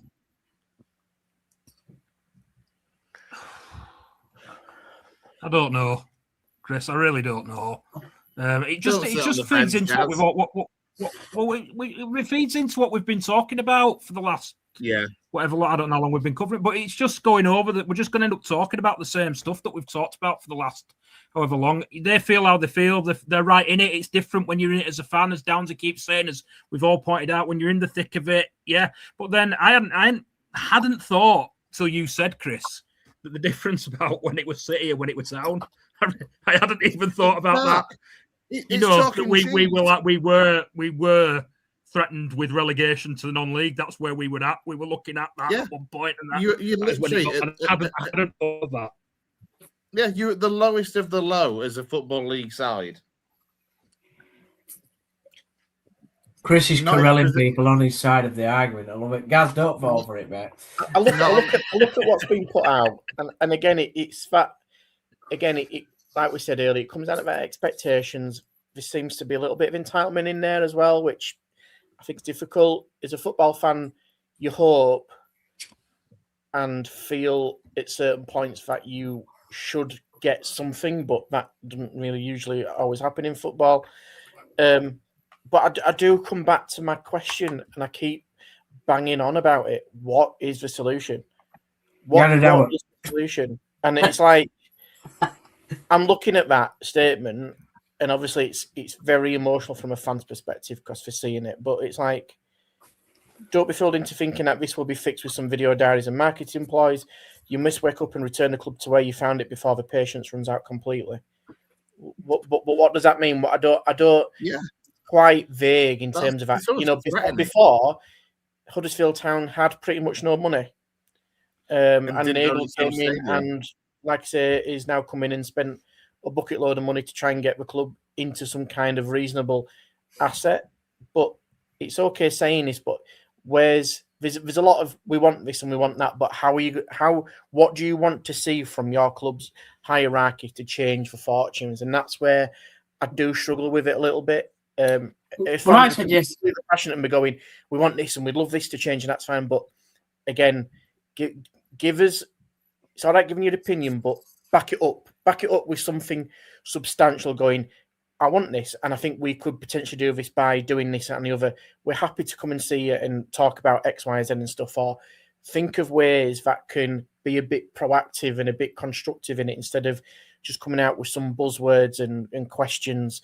Ask the questions, but try and answer them yourselves a bit. Not saying, and it's difficult because we're not running the club and not going to run the club, even though we talk about fans being, you know, the lifeblood of a club, which they are, but at the same extent, Kevin Nagel owns that club. It's his club, it's his money. He can do what he wants to do with it as well. And I just see that sometimes fans get very irate and very passionate, which is fine, but just come up with some answers as well. I know we're going on, but I really need to put some context for you there, Lou, because it's not something probably that you're aware of. So there is a fans panel called the ATT panel that has been ran at the club for many years now, and it was started under Dean Oil and it has carried on under Kevin Nagel. It's called All Together Town, right? So basically, it invites different fan groups and different individuals within the wider public to go and be able to sit in a meeting with the hierarchy of the club and to be able to ask questions. Now, a lot of that time that when that meeting has happened, the questions and right questions and thorough questions have been asked by these people, and all the answers that have been given back is we either can't answer that because of obviously things are happening within the club internally, which is fine, you understand that. But then there are different statements that have come out within this meeting that then have gone on and obviously been publicised, and that's where the communication issue is. Now, what Dean Oil used to do is he used to go, right, what we'll do is at Canal Side, we'll get a pie and pea supper up. I'll discount the pints. Fans can come in. I'll sit at the front and they can give me any questions they want. I'll answer all about pies, EFL, whatever. You go back and you listen to some of the questions that Dean had over the years, and they range from everything, you know. But and that's how he dealt with it. The problem is that this is a very different ownership and a very different way of working. We did get video diaries before where he's Kevin's PR person in Carmichael, Dave, put those questions, but the problem is he's not trusted. He's not because he's on Kevin's side, and a lot of people think that those questions are filtered down and not really asked in the right manner or the right way. That's not a trusted way of doing things and communicating. And then since then, they haven't done any of these video diaries, and therefore we don't really get any communication by the odd tweet from Kevin Nagle. And I think that's part of the problem, that this ATT panel is sort of been weakened over the years, in the last couple of years, because we don't have the direct contact with the ownership or the board necessarily.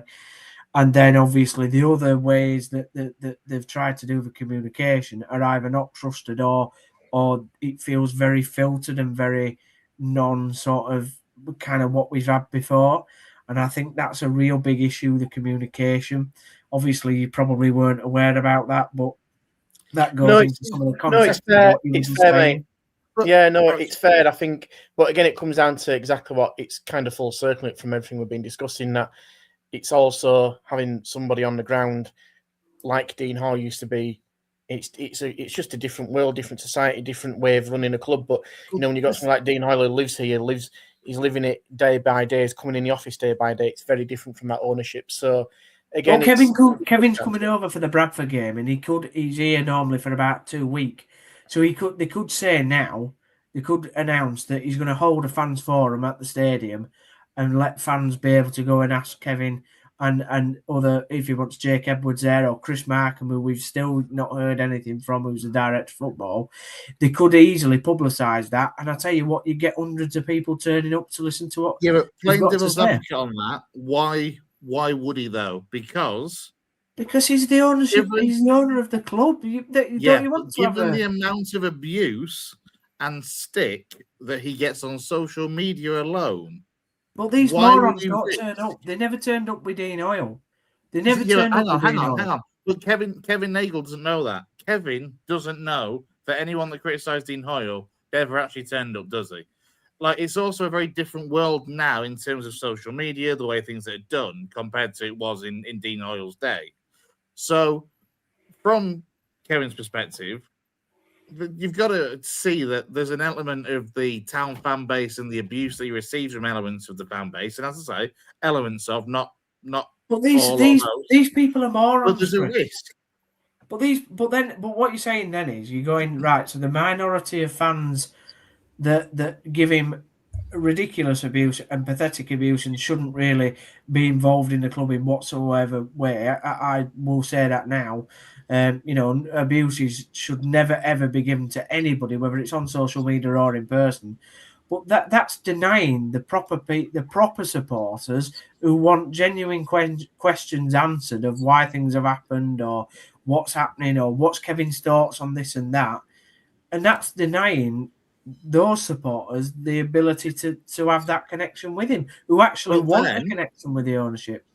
But then when that has happened in a virtual sense, because obviously Kevin lives on the other side of the world, well, not quite, lives in the States, like obviously when that's happened in a virtual way, because it has to, because he lives over in America, people don't trust it anyway. So, I mean, look, the only middle ground would be a ticketed way of doing it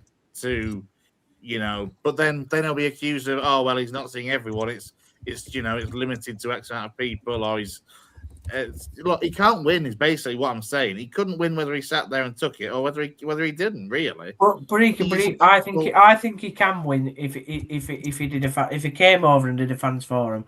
I think people would appreciate that connection with him. I genuinely do. Do you have regular fans forums at all, Downsley? Because in the football fans charter that clubs are meant to have so many a year, I'm sure it is. There was this debate. So that's what the debate around ATT. City when we weren't having them. We weren't having them, and now they do one in person, and then they claim this one that they do on Radio Leeds is the second one because they're meant to have two. People think they should both be face to face. But do you have them? So that's what the ATT meetings are, Gaz. Basically, they're not Right. they're not really called fans forums. That's how I presume the club gets around doing those. Yeah, but They give certain fan groups the ability to meet the board or whatever. But even that's now becoming that's changing and apparently becoming something different. So yeah, it's just something that I'm quite passionate about, and I hope that not that Kevin probably listens to me anyway, but I just feel that if he did a fans forum at some point, that would go some way to, because when he's done them before in the past, he's been really well received. I have to say, Yeah, and to be fair, you look at the interviews that we did with him in person, and they were brilliant, largely well received, and it was a pleasure for us to go over and to meet him. We'll leave Huddersfield Town there. Gaz, I appreciate. I think you need to drop off. No worries. Good chat, guys. Right, if everyone decides to leave, mate. Hang on, mate. Something or what we don't. Sorry, know, Jay. See you later, boys. I'm happy to stay on as long as Jay's happy for me to comment about Leeds. Obviously. Have you guys seen Sabozlai's mistake tonight, by the way? I haven't. Has he also scored a screamer, though, or something? Right, I haven't seen that, but wait until you see what Sabozlai's done tonight. Right. You will never, ever see a mistake as bad as this. It is. It is something that you see in Football Manager, and you'd be like, "What on earth has he done that for?" He intercepts the ball in his own box, carries it across his 6-yard box with the Barnsley player chasing him, then tries to backheel it to his goalkeeper, misses it, and the player taps it in from 6 yards out. It's unreal. It is unreal. Is it on Twitter? Yeah, okay, that's mental. I've just seen it. That is actually crazy. Jesus Christ. I've never seen anything like that. I'm just going to try and find it now. Mad. Anywho, talk to me about Jay, Leeds. I've got 15 minutes. Yeah, we'll do a quick rattle through with Leeds because, again, at the moment, so far, things. I know, obviously, the Newcastle defeat was a tough one to take in the circumstances. Off the back of that, though, bounced back with an FA Cup win that, let's be fair, it could have been quite a tricky afternoon at Pride Park, given the recent history and that little bit of rivalry that goes back a much further distance, to be fair. Oh my between God. the two sides. Yeah, it's bad, isn't it, Steve? Oh my God. Not even I'm that bad. Jesus. What is he doing? Yeah, a 3-1 win in the end and coming from behind as well to get the result. A little bit of character shown in that as well. Yeah, it definitely had the makings of a bit of a banana skin. And bear in mind, only this season we'd gone out in the League Cup to a Sheffield Wednesday team that were on minus 15 points at the time or whatever they were on, and they had no players. And yeah, they played the kids, and we played a second-string side, but still a team that should have won, and we didn't turn up at all. So, and then we missed a penalty, and then we went behind against the run of play, and yeah, so it definitely had the hallmarks of a bit of a banana skin, but we actually played really well. I didn't watch the game live at the time, but I've watched it all back since, and we played some good stuff, given the fact that we were playing a bit of a new system. A 3-4-1-2 kind of showed up. We were pretty aggressive and pretty attacking. It's a version of the 3-5-2 which we've been playing, but Perot was playing a bit more advanced in the 10. We had a lot of makeshift players in the system, the likes of Jack Harrison coming in and getting game time, and Metch coming back from injury. Pirot's barely kicked a ball this season. He obviously started the game. Bornau, who's been playing as of late, but still catching up on game time. So there were a lot within the system that was different, and we got through championship opposition. A bit of a counter in the end, really. It had potential for banana skin, but it didn't really work out that way, really. So yeah, all good. Yeah, it's kind of one of those. I mean, look, we'll touch on the FA Cup fourth round draw. Obviously, it's another championship side away from home. Yeah, for Leeds away at Birmingham City. That's the draw in full. I mean, It's first, draw, isn't it? Say again. It's another crap draw, isn't it? Really, I mean. Well, I was about to go through and pick out and think actually he's not too bad, to be fair. I've certainly seen worse. But Jay, just on that kind of fourth round tie, away obviously a Birmingham City side, they've got aspirations of making the Championship playoffs themselves if they can get their act together, maybe in this window. Yeah, I mean it's a really winnable game. I'll say that it's a bit like the Derby game, but Birmingham are probably slightly better than Derby. It's a run-of-the-mill Championship opposition. Whether it's at home or away, we should hope to go there and win that. And obviously you prefer to have it at home, but to be honest with you, these kind of Championship games are exactly what I want us to have in the cup run. I don't want us to play another Premier League team, really. I want us to kind of get as far as possible playing the lower opposition as possible. And it also doesn't feel like a ruin your season Macclesfield kind of tie where, like, if you did lose with a second string team, people are throwing question marks up. So it's a good one for me, and I'm happy with it. I want to see us trying to keep on winning games, and we showed the level difference between us and a standard Championship team in Derby. I think we can do the same again, and for me, like I say, the longer we can take it, it breeds confidence. It's a good thing. Yesterday we saw some performances from players also that we should no longer have at the club, really, and that's another opportunity to get them in the window. So yeah, it's good. Yeah, we will come back to this. I just want to kind of touch on this cup draw because you know what, I just don't think it's too bad of a draw. So I think for me, there's a couple of obvious, what you class as your obvious telly games. Obviously, Macclesfield at home to Brentford. Obviously, I think Burton at home to West Ham. To be honest, I'd make Burton bloody favourites for that one, the way that West Ham are at the moment. Grimsby at home to Wolves. Yeah, Grimsby in the same place to Grimsby versus Wolves. There's a chance for Andy Cook to get some goals against Wolves, to be fair. Yeah. So I think there's a couple of ties in there that aren't too bad, to be fair. There's one or two that you look at and think, if it was the other way round, it would probably be a telly game. For example, Burnley v Mansfield. If that was at Field Mill, you'd back that to be on the telly as well. I mean, yeah, Dan, what do you kind of think? I mean, I know you were a bit meh about it. I don't think it's that bad. Just quickly say, like Villa Newcastle as well. Like that's quite a big tie to remove one of them. So it makes an interesting rest of the draws to come. Because like you look at them really, and you outside of Man City and then Liverpool and obviously Arsenal, like you've actually got a decent chance of progressing. So I quite like it. Yeah. No, I give it that. I think you look at some of the types, so like Stoke, Fulham. That could be interesting. How much Fulham going to take it seriously? I agree, Chris. I think Burton have got a great chance to beat West Ham. Let's be honest. And I think most of the country will be rooting for Burton on that one. Hull Chelsea is an interesting one with the way that Hull are going in the Championship as well. What are the chances? Sorry, on that. What are the chances? Liam Rosenior going back to his old club in Hull City. Yeah, it's mad. This is why I love the FA Cup, because it does bring up stories. And yeah, it's not as. But now I'm thinking about it, it's not as bad as what I thought. And do you know what? I'd really like somebody from a neutral point of view, because obviously Town aren't in it anymore. But I'd love not the big clubs to get through. I'd love it if it so. Let's say the final, right? If the final was, I don't know, Mansfield v Grimsby, right? I know it's never going to happen. I know it's never. I'll be honest. FA Cup purist, how good would it be to see Mansfield v? I know not Grimsby Field, but Mansfield v Burton. How good would that be as an FA Cup final? I'll be honest. When you said not the big teams in the final, I thought you were going to say, Fulham versus Leeds final or something. Yeah. Like, I wouldn't want Leeds to be there, but do you know what I mean? I genuinely think, like for instance, like Brighton could beat Liverpool. The way Liverpool are playing. Yeah, I'd like it not to be Arsenal, Liverpool, Man City, Chelsea, or obviously now not Man United. I just want it to be somebody else. Like, another tricky tie there is Mansfield away at Burnley. Mansfield. Yeah. Like put up a real performance against Sheffield United. They were 4-1 up in that game, and they'll fancy the chances against Burnley. I know Burnley made small, quick shot work of Millwall. How good were the scenes at Macclesfield?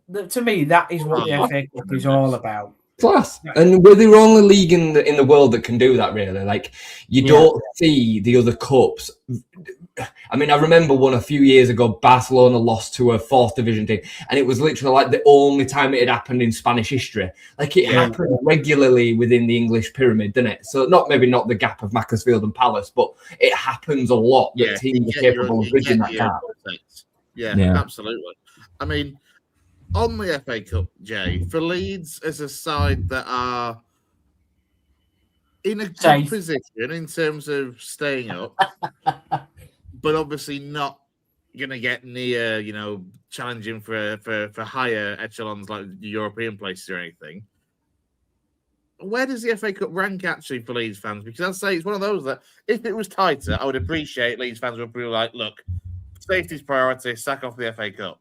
But because you are in a reasonably comfortable position, 8 points clear at the moment in the Premier League, surely there's a reason there to put a bit more importance on the FA Cup and try and get some silverware. And look, if you were to be able to go and win it, that actually would end up potentially being a route into Europe. You make a really, really great point. I mean, I think obviously the priority still will always be the eye on the safety, and until we're a little bit more safe, it probably won't take the priority that maybe some people feel it should, or even the purists would feel like it should.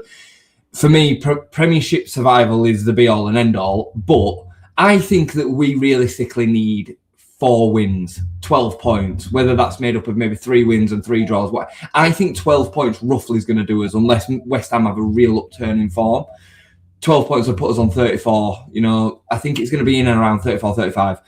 So we should be able to do that. Now, if we get through the next game against Birmingham, by that point, we'll have a good idea maybe of just how safe we are. And then we could probably take the priority a little bit more. We move the priority of the FA Cup up a little bit, and we can start the first team. And the thing is we've seen outside of the Arsenal game this season, we've shown that we're very competitive against any of the good sides. We're capable of causing us upset of a zone. Like, I wouldn't be surprised about beating Manchester City at home, as an example, in the FA Cup. That wouldn't surprise me at all. So if we're capable of getting through games like that, then why wouldn't we think about potentially going on and winning that in a cup format? Like, if you won the FA Cup, I'd have to not be on here for 6 months at least, I think. But I can't even tell you how amazing that would be. Like, joking aside, I know obviously the Leeds, Huddersfield hatred and all the rest of it, but in terms of, me and Brownie talk about it off air from time to time, like winning a cup in our lifetime would be like, we've obviously won the Championship a couple of times and that was amazing, but it's different to winning the top flight trophy, whether that be in a European trophy, League Cup, FA Cup, whatever. I know how you feel, mate. As a man that's seen us lift the Checkatrade Trophy at Wembley, I know. I've seen what I. There's only one thing I now need to see in football, and that's England win a World Cup, really. Because I just know that Town aren't going to win a top flight trophy, as you said, Jay. Leeds definitely have the ability with the way the draw's working out, and I think you will have to obviously probably go beat a big team at some point, because it's inevitable that you're going to be drawn against one like an Arsenal or a City. But it does seem quite, like I say, an interesting draw. And once it a few seasons ago where they were like, was it like in the quarterfinals where there were like 4 championship teams or something? Yeah, it happens. It does happen. Look back, haven't you? Like the Portsmouth Cardiff final when Cardiff Millwall got to the final.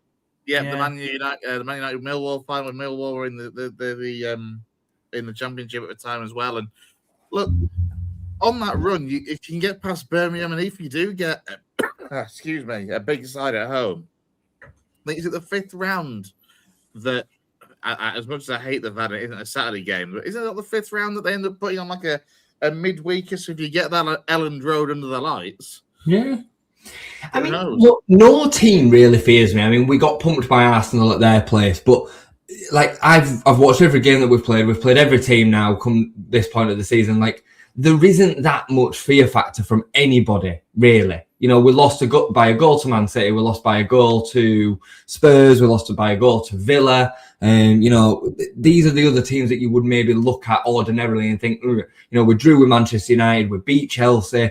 We're okay, we're capable. I'd worry if we played Arsenal away.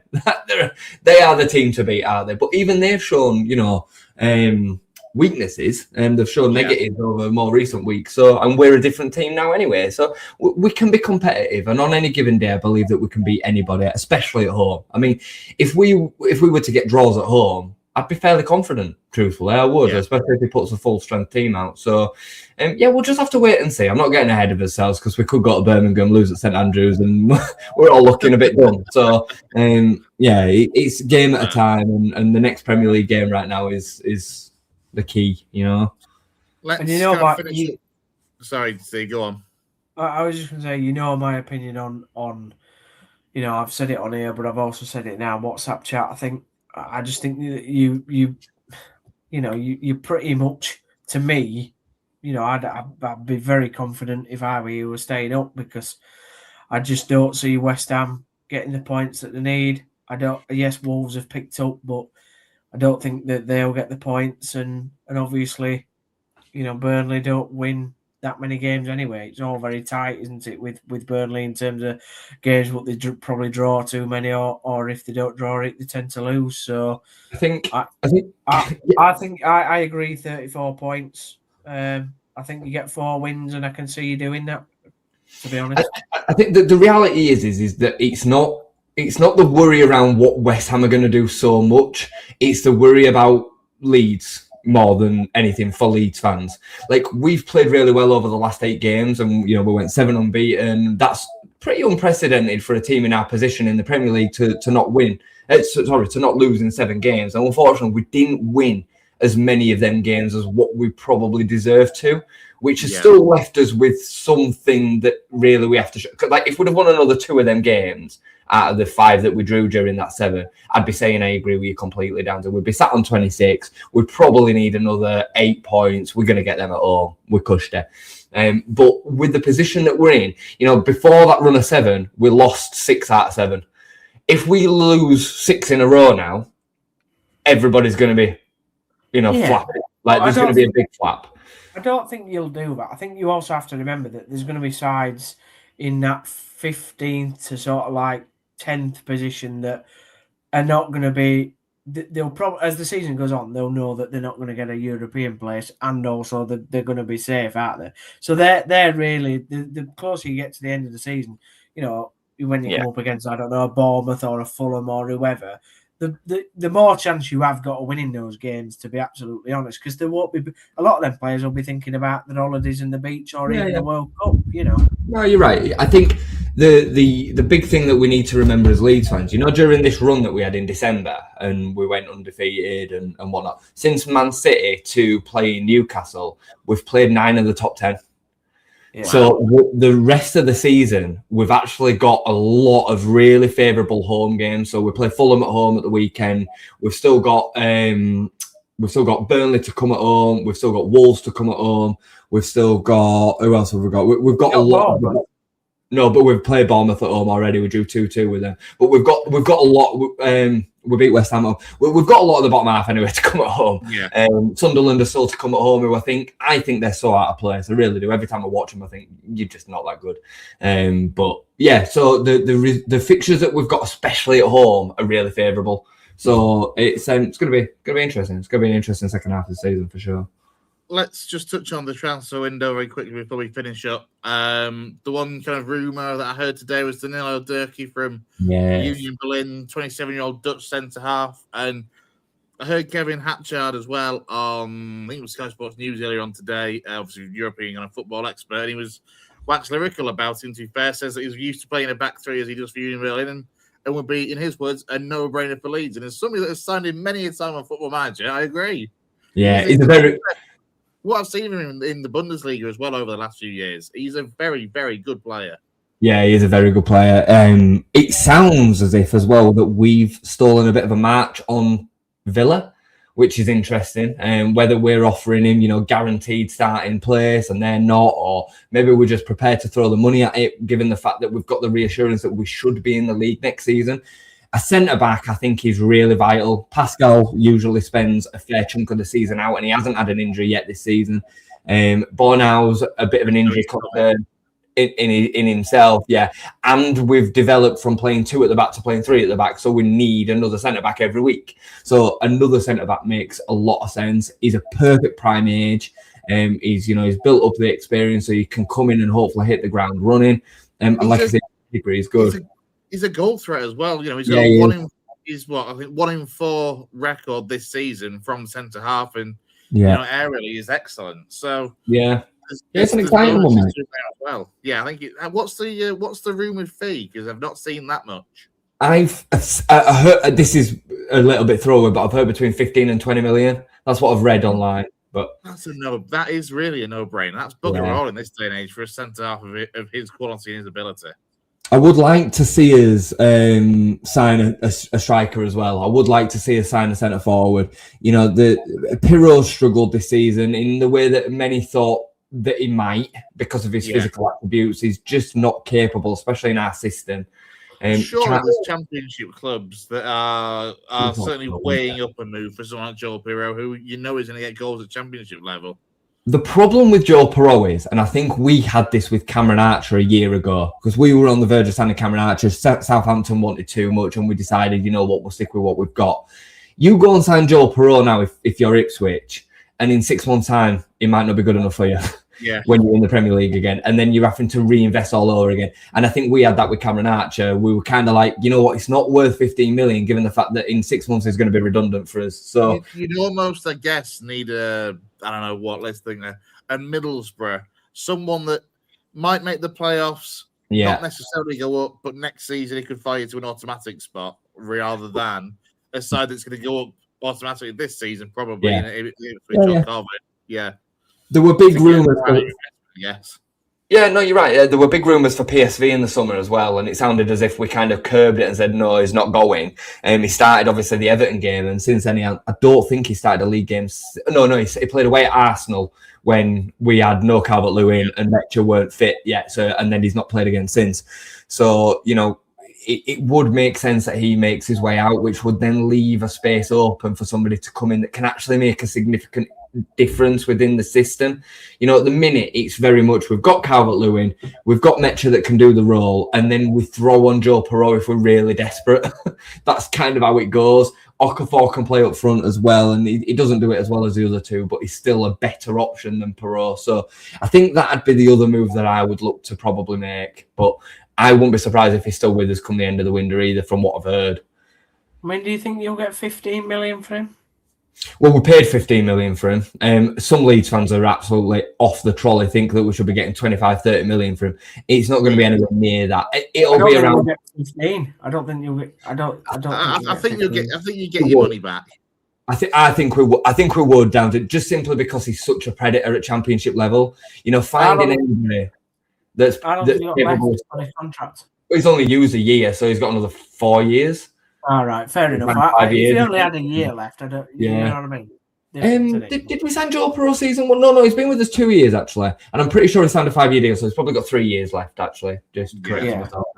But given the fact that you can almost guarantee 20 goals from Joe Pirro in the Championship and at the Eredivisie level as well, and I do think if you play the system around him right, I think he could be a real threat. I just think that he would look better. It's a funny one. He would look better in a much better side than us. Yeah, I know what you mean. You can get him into the positions. You can forsake a creative spark within the midfield that's then going to get him the goals. Because if you put him in and around the box, he'll score you goals, and it doesn't matter what level that's at. The goal doesn't change. It's the physical stuff away from that we need, that Calvert-Lewin brings, that you don't get from him. So I think we'd get his money back, 15 to 20 million.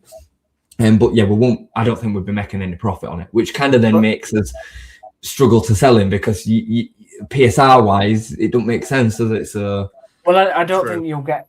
I think you won't find many championship clubs being able to physically, financially throw 15 million at one lad.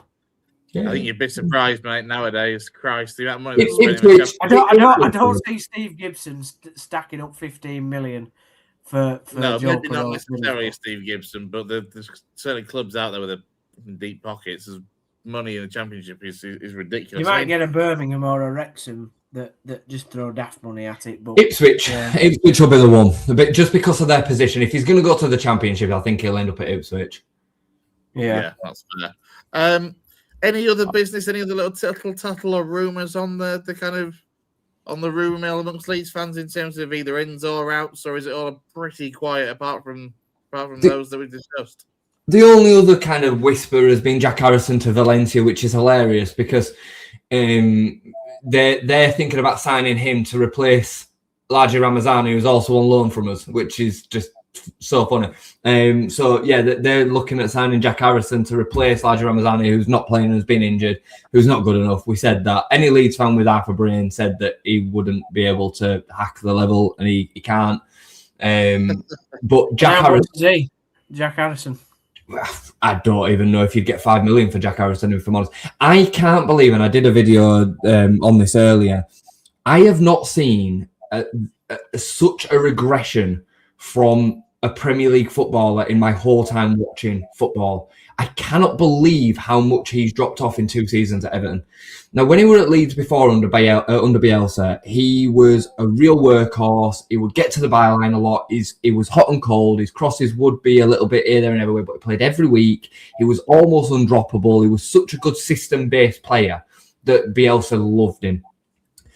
I've seen a bit of him on and off, and I know Everton fans didn't like him, but he played pretty much solid for 2 seasons for Everton as well under different managers. He started the game at Sheffield Wednesday away and Derby away, and he has looked no better than a League One footballer. And I'm being deadly serious. He wouldn't look out of place dropping into your side down. I'm being deadly. I cannot believe how much he's regressed from a steady Premier League player to not. He was the worst player on the pitch. I don't know whether to take that as a backhanded compliment or not, to be honest. But it's just a negative towards Jack Harrison. It's not anything really. He's just saying he won't get place in League One. I'll take him. We need a winger, so I'll take him if he's up for dropping to that level. He's on 70 grand a week. Yeah, we can't pay that. If he wants to, if he wants 10% of that, you know, he needs to rediscover himself for sure. And I'll tell you what he'd work at. He'd work at somebody like a Burnley and chuck him back in the Championship with Burnley going down. You get Scott Parker, who loves wingers anyway. Yeah. You just tell him to get to the byline. You don't give him any other I think sometimes players like him, you just need to keep it simple. All we want you to do is run down the line and cross it into the box. Yeah. No, you're right, and that's pretty much what he's done 2 seasons solid at Everton. And I just think he's maybe lost the rest of his game. Like it is a madness, honestly. The story of Jack Harrison needs some proper research. I mean, this has got released at the end of his contract. Miscellaneous Jesse Lingard has moved to South Korea, written all over it. He'll go back to the MLS. He will go back to the MLS 100% because he's not going to get what he wants over here. No. Finally, then, Fulham at the weekend. Thoughts ahead of this one, then? Obviously, with it being back at Elland Road, I'm guessing you'll be fairly confident. Yeah, I think Fulham are there to be got at. I think we should have really beaten them against at their place. They were awful that day, and we ended up scoring a 94th minute own goal to lose 1-0. So this will be. I think this is a really big game for us. You know, we're on the back of the Newcastle result. Even though we've had a good run, we've not won loads of games, and this is at home against a team that's in and around our section of the table. I'd love us to go and just have a nice, comfortable afternoon at home, get the points on the board, and just kind of put West Ham back in their box. Because for whatever reason, West Ham have kind of seen a chink, if you like, from the Newcastle away game. I personally saw it as a positive. Like, there was still so much to be positive about that game, especially once I've kind of got over the immediate emotional kind of turmoil of it. Like, the fact is we went war and death with them at their place, under the lights, and we gave everybody a great spectacle. And that is what ultimately football is all about. It's about entertaining. It's about, being in great games. And when we get to the end of the season and hopefully we've stayed up, we'll all look back at that game and think, you know what a game it was. So... yeah, I mean, what is war and death different to war and peace? But I think the only thing I'd say is it all queues up for Harry Wilson scoring a hat-trick, doesn't it? I think tell the story of Harry Wilson and the form that he's in, although he's had contract at the end of the season as well. I mean, Harry Wilson was basically in the door, and Fulham pissed us around on deadline day. Went from 7.5 million to 10 million, to which we said, yeah, we'll pay it. We were prepared to pay 10 million for Harry Wilson. When bear in mind at the time, he was being seen as surplus to requirements at Fulham. And then with like 4 or 5 hours to go, they basically pulled the plug completely, which then left us without this attacker. Harry Wilson then started the next game, scored, and he's been undroppable since. And not only has he been undroppable since, he's literally had this glow up to the point where he'll be able to leave on a free transfer at the end of the season. Yeah. And he's almost got his pick of the clubs. They were talking about him on Sky Sports News earlier as a man who could be looking at clubs playing the Champions League next season. 100%. He's having that kind of season, mate. Yeah, 11 goals so far for both club and country. That's including a hat-trick for Wales. But yeah, he's having a remarkable season so far. And the crazy thing is, and we'll finish on this, pretty much every single one of us, me included, said he wouldn't make that much of a difference. We all said that. Me and Brownie both said he's better than what we've got and it would have been an upgrade in quality. But all of us sat here and said, he's not really going to be that much of a game changer. We did. Downsy, you said it as well. You said it weren't that we didn't miss that much of a target. You know, it's only Harry Wilson. And everybody would have been right to say that because we've not seen this version of Harry Wilson in previous seasons. He's a solid Premier League player, but this season he's elevated himself. And fair play to the lad. Like, technically, he's got a wonderful left foot, but he's been able to find pockets and positions, and he's been a game changer. I mean, he's kept Fulham out of trouble this season. So I want to clarify. I said that if I to the Europa League and also win you the FA Cup. That's what I did say. You did not. I don't remember that. You did not, Downsy. I'm pretty sure. I'd love us to go back and have a look, and maybe I will just for the sake of it. I think I was the first. To be fair, I think I was the first one when the rumor happened. I was like, it's Harry Wilson. He's not going to make a difference to you. So I'm pretty sure that's exactly what you said. Yeah, and then everybody then agreed with me. No, we did. We did. Me and Brownie both said we were disappointed that it didn't go through because he would have been an improvement, and he would have been an improvement on what we had. I'm not sure that I would have agreed in that case. Because if Downsy said that, it's not like me to agree with Downsy. So no. Let's be honest, Chris. I think I said that he'd have been an absolute belter and he's going to have a great season ahead of him. But you know, there's two things I've been right about this season, and West Ham was being one of them, and Harry Wilson potentially would have been the other, but he's had too much of a good season. Yeah. Anywho. And on this note, we will wrap it up there. Just going to quickly say a good evening to the sporting journey. We're off now, but thanks for joining us anyway. We've been on for almost 2 hours and 10 minutes in the grand scheme of things, talking all things Bradford and Huddersfield before Jay joined us to talk about Leeds as well. Big thank you as well to Dean. This is a great listen. Thank you very much. I'm not going to go into Ian Draco's comment about what do we think of Xabi Alonso's dismissal because that's a whole new conversation that we'll get into another time, I'm sure. Certainly if he turns up at Ellen Road instead. Did we mention TERRIERS at the start of the show? We have mentioned TERRIERS, yes. Oh, okay, but actually, I'll just touch on that. Obviously, we touched on it with Gaz and with Jamie Rayner. Obviously, kind of getting their take on it. But obviously, for you two, you know, TERRIERS, the man that kind of one of, as I said earlier on at the start of the show, one of few men that unites the clubs in our region in terms of Bradford, Leeds, and Huddersfield.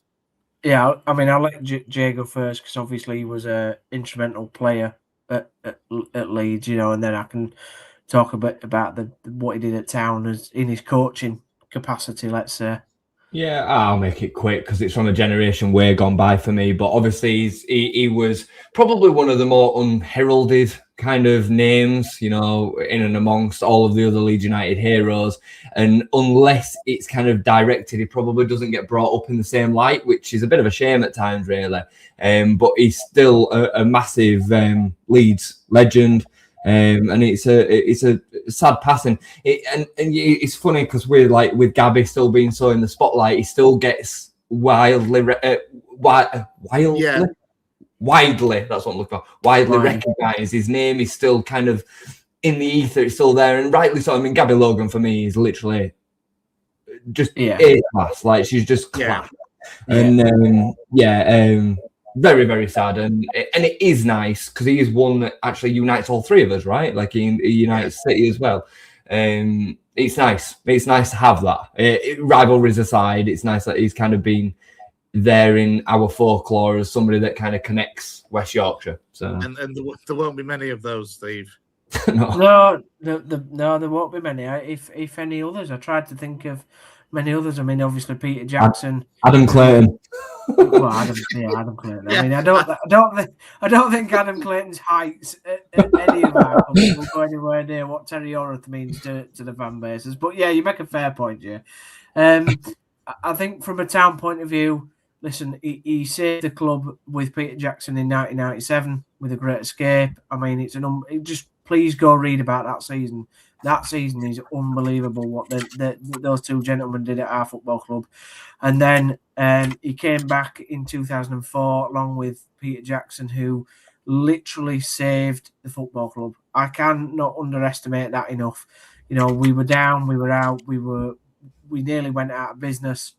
There would have been no Huddersfield Town without the supporters, without, you know, Peter Jackson and TERRIERS bringing us up. He only had 8 players at the start of that season. He had to scrimp, borrow. They had to go out and just try and get anybody to play for my football club in 2003-04. So for me, TERRIERS, although I wasn't a supporter at the time that he, you know, was involved in Town, I think he has a big place in many Town fans' hearts for what he did and for what Peter Jackson did, obviously, as well.